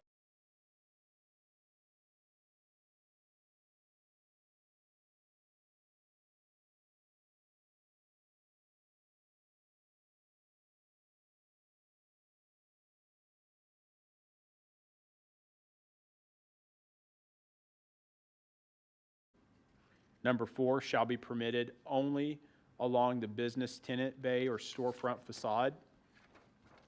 Criteria number 5, shall be permitted only during the hours of operation and shall be removed at the close of business each day. And then criteria number 6, shall require an encroachment permit from the building commissioner. So what this special exception specifically is addressing is the use. And then the use is subject to those 6 following criteria. You'll see the next petition is a development standards variance to address one of the 6 criteria. Relative to the use, you will see on the site plan there's 2 places that will have outdoor dining. The first, which is along First Street, I believe. I can't read this, is this section right here, which has 4 proposed picnic tables. And then on the other side of the property, there will be an outdoor eating area as well. Let me see if I have a better picture here. The petitioner provided photos Here is, I'm not sure what went on with that.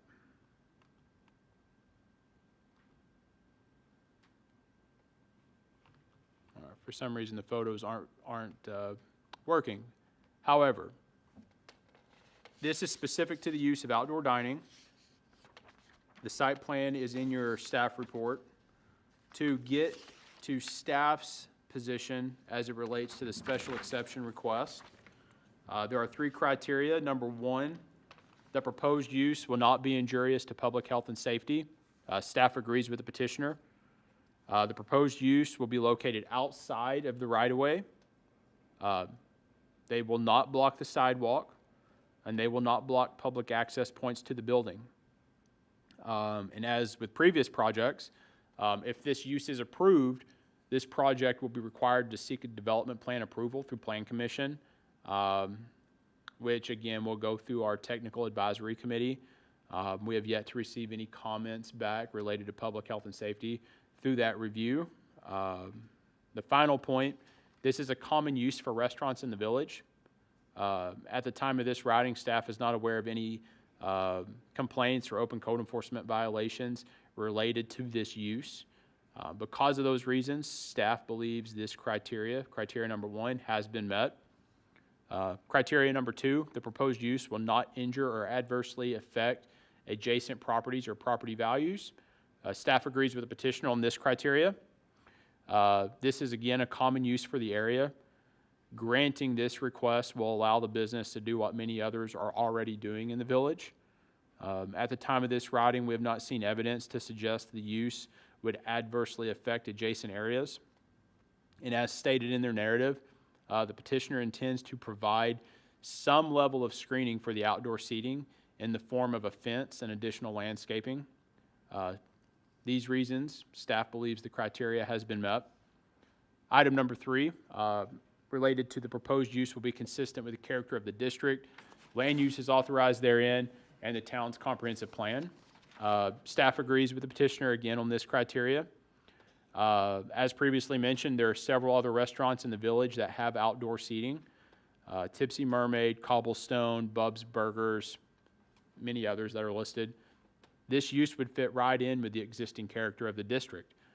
The comprehensive plan identifies this area as village downtown commercial, which has the intent of strengthening the character of the existing downtown by promoting a concentration of businesses and maximizing the use of the property, while simultaneously encouraging pedestrian activity. Staff believes this proposed use checks all those boxes. The project strengthens the character of the district by adding another option to the already existing use of outdoor restaurant seating that's scattered throughout the village.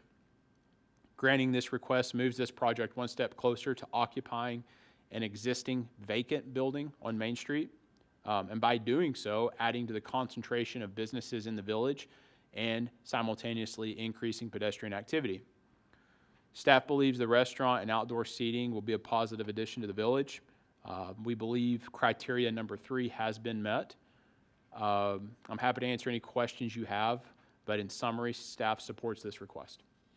Mr. Smith, any questions for staff about this petition? Okay, hearing none, Mr. Titlebaum, if you would come to the podium and give your name and address, please. Brad Titlebaum, 4420 Strathmore Lane, Zionsville. First, I have pictures on my phone if you need to see of the outside, if anyone needs to see it. Okay. Thank you for your time and consideration. I want to let you know that I've moved to Zionsville 3 years ago. I've been calling this property owner, cold calling him for the last 3 years. I absolutely love the property. I think Zionsville is going a great direction. The village, the downtown area is going a great direction. I think this building has had prior uses that has been very tired, and when I noticed they had the ability to turn over, I saw an opportunity to put in our business, which I think is a massive hole in the market, and along with that being the proximity to Lions Park, the pedestrian traffic on Main Street, everywhere around. It's the only property I believe that has access both Main Street and First Street. We thought it was a great use to be there, and also to have outdoor seating, which I think would just add energy to A, the property, and B, part of the charm of the village. And I agree with everything that Mr. Smith said. Titlebaum, are there any questions for the petitioner?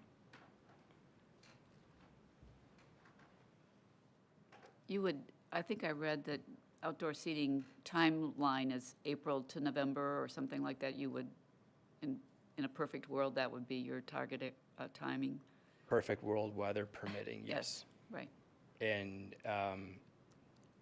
roughly 7 a.m. to early afternoon.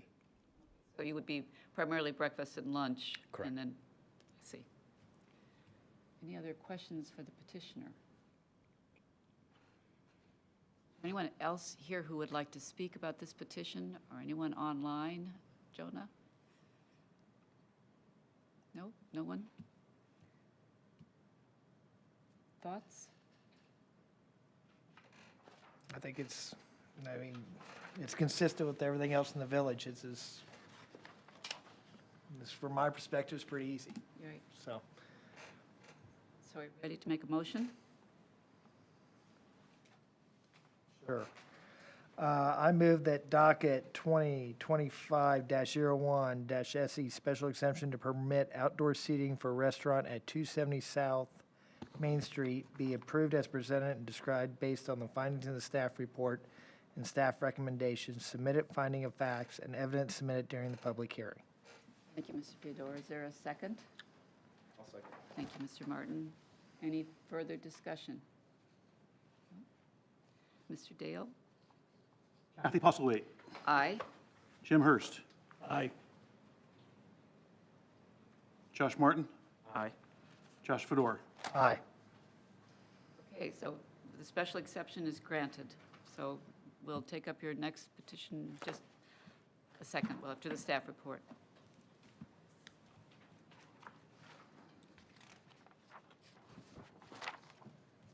Ready, docket number 2025-06-DSV. Once again, Brad Titlebaum, Gables Bagels, special variance.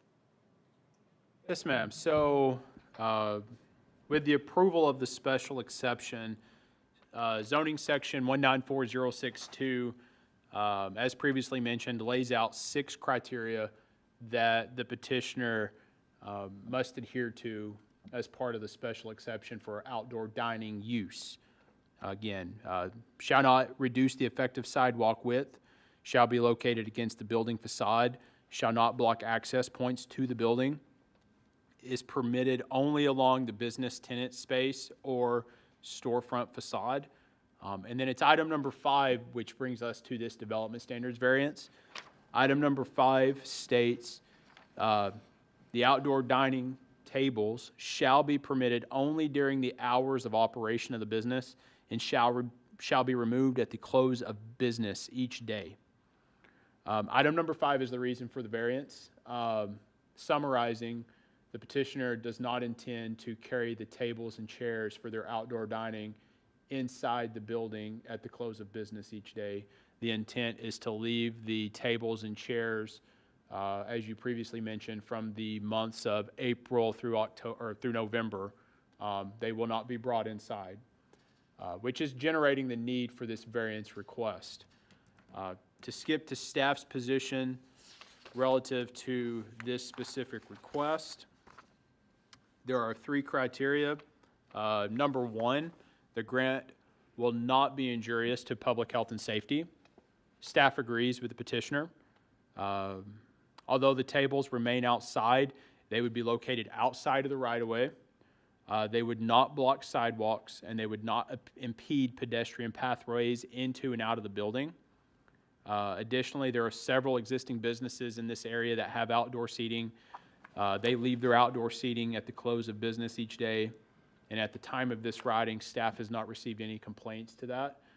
Because of these factors, all the evidence considered, staff believes this criteria has been met. Item number 2, the use or value of the area adjacent to this property will not be adversely affected. Staff agrees with the petitioner.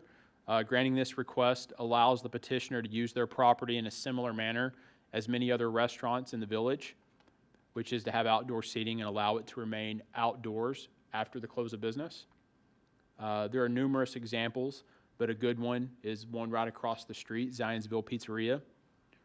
At the time of this writing, staff has not received any complaints or concerns from the adjacent property owners regarding this request.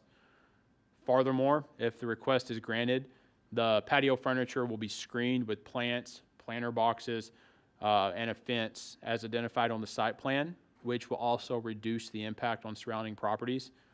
Given these factors, staff believes this criteria has been met. The final one, number 3, strict application of the terms of the zoning ordinance would result in unnecessary hardship in the use of the property. Staff agrees with the petitioner once again. With the approval of a special exception, outdoor seating is permitted. However, these tables are large and heavy. The petitioner is not able to fit the tables inside the existing structure. Additionally, moving them could and will present a safety risk to employees having to carry them inside each night. Because of these factors, staff believes this is an unnecessary hardship in this case.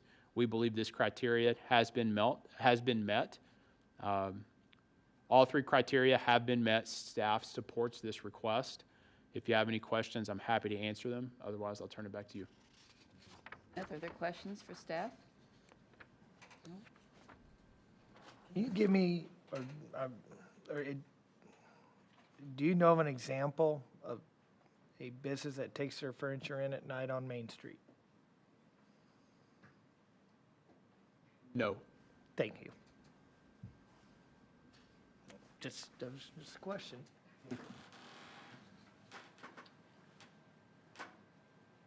I think Rosie's might, Oh, okay.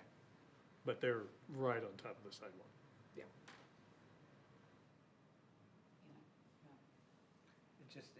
I'm just, in my mind, trying to think of Right. all this furniture, where's it going, Yeah. so. Okay, if there are no further questions for staff, Mr. Titlebaum, if you would once again go to the podium, your name and address, please, for the record. Brad Titlebaum, 4420 Strathmore Lane, Zionsville. I agree with everything Mr. Smith said. Once again, the tables on the First Street side are planning to be picnic tables surrounded by planter boxes. They won't fit through the front door. We will remove them during off-season. Main Street side, again, away from the sidewalk, inside the fence area, and we'll make sure that it's safe. But good quality, heavy duty, happy to look at it furniture, right? We want it welcoming, yes. Yes. I think that's one of the qualities of not being able to move the furniture is that it ensures that it will be furniture that will be nicer, heavier, more durable. Yeah. Correct. No cutting corners, correct. Right, thank you. Any further questions for the petitioner? Are we ready for a motion? If not? Oh, sorry, thank you. Anyone here who would, anyone else here who would like to speak about this petition? Or Jonah, do we have anyone online? Thank you for the reminder. No? Okay, thank you.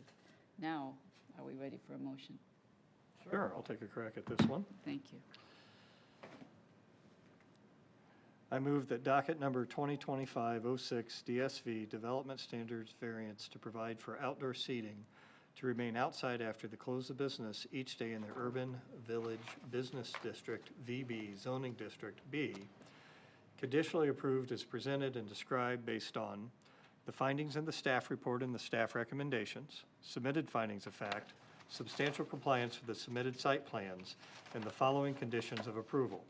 The outdoor seating shall not reduce the effective sidewalk width measured from the back of the curb to less than 5 feet. The outdoor seating shall be located against the building facade.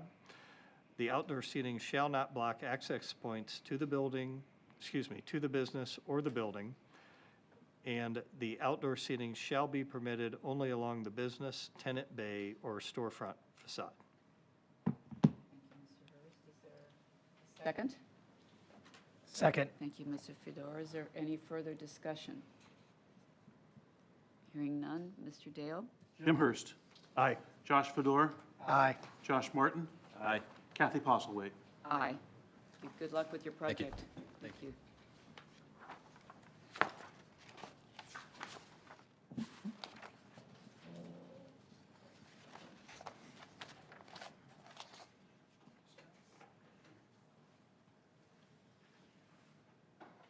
Next item, the last item on our agenda is docket number 2025-02-SE, Paul Carroll and the minor residential subdivision in the Aguirre. We'll start with the staff report. Yes, ma'am. So you'll see in the screen, or on the screen, the proposed subdivision. This is a two-lot, what we call a two-lot minor residential subdivision. It's in the Ag zoning district, which according to Section 194082, Table 2, minor residential subdivisions in the Ag zoning district require special exception approvals from the BZA prior to moving forward, ultimately to Plan Commission for them to approve the subdivision. So that's what we're here requesting, is a special exception to approve this two-lot minor residential subdivision in the Ag zoning district. Again, you can see the proposal on your screen. Related to the comprehensive plan, this aligns. You'll see it in the staff report. We went in depth into detail as it relates to the comprehensive plan. We believe this aligns with the comprehensive plan and its recommended use in the area, as well as the intent of the rural zoning district, the general Ag zoning district. As it relates to staff's position, specific to the findings related to a special exception, number one, the proposed use will not be injurious to the public health and safety and general welfare of the community. Staff agrees with the petitioner on this criteria. The petitioner is creating a minor residential subdivision that will ultimately result in the construction of a new single-family residential dwelling on Lot 2. Single-family residential use is common for this area. Staff has not received any complaints from the public regarding this proposal. There are no open code enforcement violations associated with this property. Both parcels show on the site plan there a shared driveway, which is eliminating the need to create an additional curb cut along 100 North. Both parcels meet the minimum lot size requirements for well and septic. For all those reasons listed above, staff believes criteria number one has been met. As it relates to number two, the proposed use will not injure or adversely affect the adjacent use or surrounding property values. Staff agrees with the petitioner on this criteria. If approved, the use of these properties would remain single-family residential, which is the same as several other properties in the area. Some of the properties surrounding this proposed subdivisions are undeveloped and appear to be used for farming purposes. However, single-family residential use is a low-intensity use and would not impede their ability to continue farming on those parcels. Approving this use will result in one lot that will ultimately be developed in single-family residential structure. Staff believes developing this parcel will add value to the property and, as a result, increase the overall value of the surrounding properties in this area. Criteria number three, the proposed use will be consistent with the character of the district, land uses authorized therein, and the town's comprehensive plan. Again, staff agrees with the petitioner for this criteria. The proposed use will be consistent with the character of the district, the land uses authorized therein, and the comprehensive plan.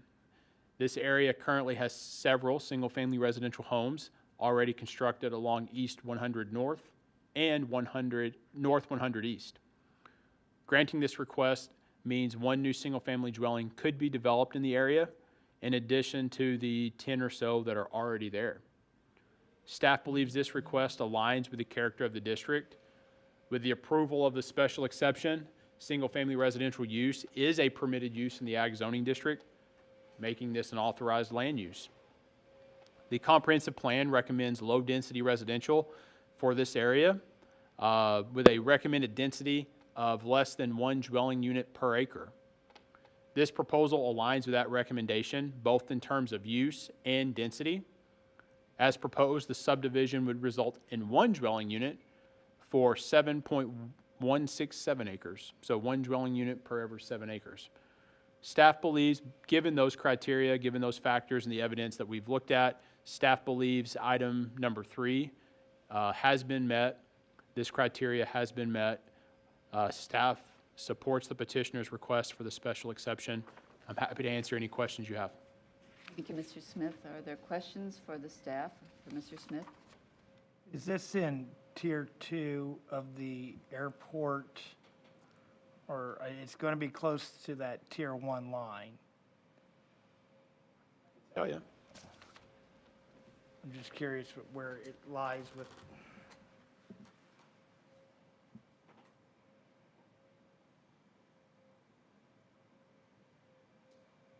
So it's actually in Tier 4. Closer, right across the street is Tier 1, as you can see on the screen. So the white dot is the proposed subdivision, which is Tier 4, which permits Great. I'm sitting here going, residential development. Tier 1, right across the street, prohibits. So they're good to go. okay. I thought I caught you. I thought I had you there. Yeah. I knew we looked at it, and I knew it was close, but That's close. Other questions for Mr. Smith? The petitioner's here, Mr. Carroll. If you would give your name and address, please, for the record.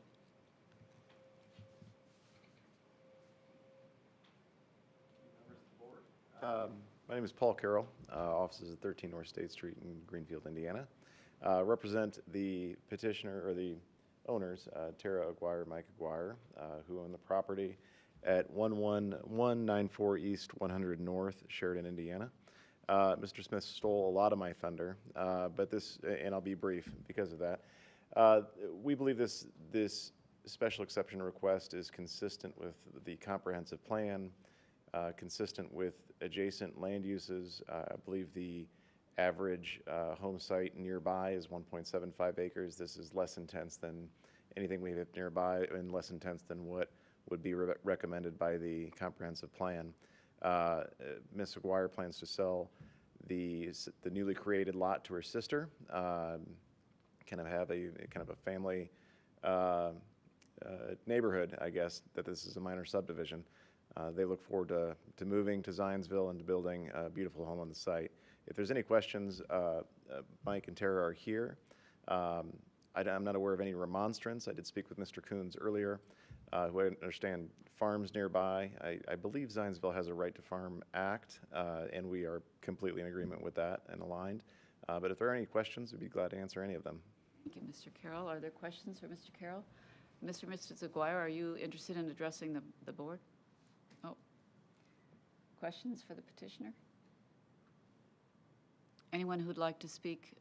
Would you like to speak? Mr. Coons? If you give your name and address, please, for the record.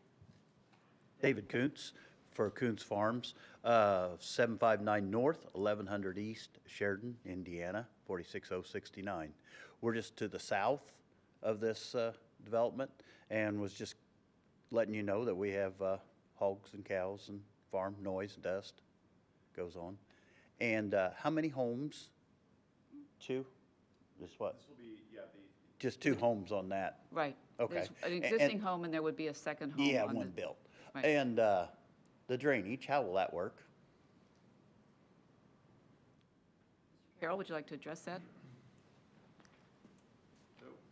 We've been through TAC committee as part of this. I don't believe there were any significant drainage concerns that weren't addressed. But as part of the building process, we'll apply for permits. Our engineers are already on site looking at it, and they'll have to satisfy drainage in order to obtain a building permit. Anything further? And how long is a building permit good for? 12 months, my understanding. So yeah, just a blanket approval would be 12 months. 12 months. If it runs close to expiring, we give people the option for an extension of 6 months. So oftentimes, I would say 95% of the time, the life of a permit, if the project doesn't happen right away, the life of the permit typically lasts up to 18 months. And 12 months is when it expires, but then typically they apply for a 6-month extension. Then you'd have to start over. Correct. Then you'd have to start over. Thank you. Thank you, Mr. Coons. Any further questions for the petitioner or for the demonstrator? No? We ready to make a motion? I can do this one. Let me ask. Jonah, is there anybody online who would like to speak with regard to this petition? No? Okay, thank you. Now, we're ready. I move that docket number 2025-02-SE special exception to allow a minor resident subdivision at 11194 East, 100 North be approved as presented and described based on the findings in the staff report and staff recommendations, submitted findings of fact, and evidence submitted during the public hearing. Thank you, Mr. Martin. Is there a second? Second. Thank you, Mr. Fedor. Is there any further discussion? Hearing none. Mr. Dale? Josh Martin. Aye. Josh Fedor. Aye. Jim Hurst. Aye. Kathy Postlewaite. Aye. Petition is approved. Granted variance. Hey, good to see you too. Thank you. Oh, yeah, sure am. Okay, take care. So I think, unless anyone has anything else, I do have one other business item, Yes, if it's okay. okay with the board. Of course, I wanted to ask you about the value or importance you perceive getting verbatim transcribed minutes of the BZA hearings. We spend, probably $300-400 or more each month for BZA, and even more so for Plan Commission transcribed minutes. And we've been doing this for a while, since before I was here. We've been hiring VJ transcriptions to do that service for us. But I talked to Dan, for example, and whether he requires or he would see a need for transcribed minutes. And my understanding is that very few, if any, of your other clients prescribe or subscribe to a transcription. None of my other clients. Yeah, so none of your other the clients. option would be just an audio of the meeting? I mean, there has to be some record, I assume, of the meeting, so how is that done then? The town would still make an audio record and video record, I would imagine. Right. But the purpose of the minutes is to summarize your action. So most minutes, whether it be a BZA or Plan Commission, simply say, the staff presented the case, the following person spoke, this is the vote that the BZA took, next item. And so that is what you normally see, which is what I would prefer, because I also don't want to have the transcript, somebody prepares minutes, I don't want them to characterize what anyone says. So this predates my involvement with the town too, this verbatim, but it's a lot and it's not necessary. If we had an appeal of a case, we would be required to get that transcript typed and submit that to the reviewing court. And we would have that information that we You have could a do video that. record or an audio record? Right, that you would use. but what we're doing now is we are creating what you may do, but it's not really a requirement. But the law says you have to have a memorandum of the action taken at your meeting. Most people call those minutes, but they're just a summary. So again, when Mike asked me, I said, I do not believe it is all necessary to do it that way.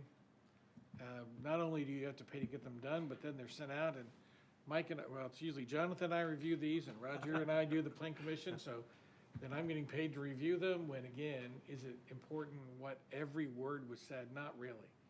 The most important thing about minutes is what was your vote? That's the most important part about it, and what was done at your meeting. I just don't think the minutes are really meant to be a transcription. If you prefer it, you can keep it, but it's certainly not required. And none of my other clients do it. I don't like reading what I There is no way I say, and stumble over the words as much as the minutes suggest I do. I guess I don't see a need due to the cost. Yeah, I don't. I don't either. There's no gain, I don't think. I mean, before we had before we had it on YouTube or Zoom saved, I can understand there being some value in that documentation to be read and caught up on what happened. And But if you had a continuance and you wanted to say, what did they say at that first meet? You can always go get the video or the audio. That's still available to you as members and the public. But the transcription part is just unnecessary. So And I have to do that occasionally. I have to go back and watch meetings to figure out what a word was said about, whether it be a commitment or maybe a denial where we're doing new findings. I sometimes will watch them, but what you're being presented, I think is, I don't know why it's down there. Probably was a great reason when it was started. I just don't, Mike and I can't identify that now. Maybe during COVID, was it a COVID thing? It's way before that. well Okay. before COVID, yeah. Way It's before. been doing it since I was a member, and that's been 5 minutes at least. Yeah. It doesn't sound like the BZA minds if they go away. I don't want to deprive you of the ability to read these minutes. Well, Just to if, clarify, we would be then voting on this shorter memorandum-style minutes that you're talking about at each meeting to approve the minutes from the last meeting, or we would not be doing that at all? You would still approve minutes. Your minutes would just look a lot different. Right, It would okay. be 2 or 3 pages or Right. 2 pages. they might look like the previous month's agenda with the record of our vote. Yeah, Exactly. and that would be fine with me. Not much more than that. Yeah. And again, representing all kinds of commissions, boards, whatnot, in municipal government. I just don't think it's necessary for even the town council or whatever. And now that, starting July 1st, video of the meetings is required by law, starting in July. Really? Yeah, it's a new thing. You guys have done it. And then audio, you guys have done that for years. If somebody wants a recording of the meeting, a member of the public, they can always come in and get that.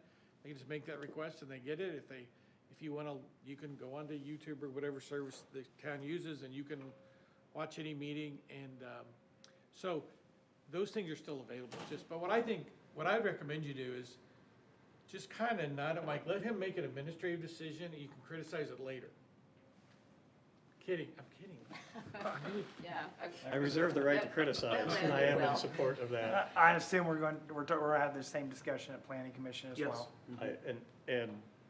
And what my view is, an unlikely event anyone pushes back, there are plenty of AI engines that can then take your video and generate, Oh, yeah. Minutes. yeah. Uh-huh. Yeah. Probably a lot more well articulate than what we can generate. Well, if they can't hear me in the microphone, I doubt AI could figure out what I said either, but, And the town's, and secondarily, the town's looking for ways to cut cut costs. So if you don't find much value or purpose behind the verbatim transcriptions, then That's fine with me. Okay. Do you need a vote or? I'd prefer to have a motion that way. Okay. There's no question. I move that the BZA no longer requires a transcription of our meetings to serve as the minutes. Can I Second? suggest something before we have a second? Sure. It's not on your agenda specifically, so first we would need a motion to suspend the rules before you could add something to your agenda. Sorry to be this way, but I move to suspend rules. Is there a second? Second that. Thank you. Any discussion? All in favor? Aye. Okay. I move that the BZA no longer requires transcription of our meetings to serve as the minutes. Thank you, Mr. Hurst. Is there a second? Second. Thank you, Ms. Fedor. Further discussion? All in favor? Aye. Aye. Thank you. Need a roll call, I guess. That's all I have for you. Good. Thank you. All right, if that's everything, we stand adjourned. Until next time. Are the rules suspended in perpetuity? Since Perpetuity. we never that's brought what I back- heard him say. That's what I did. What I heard John say.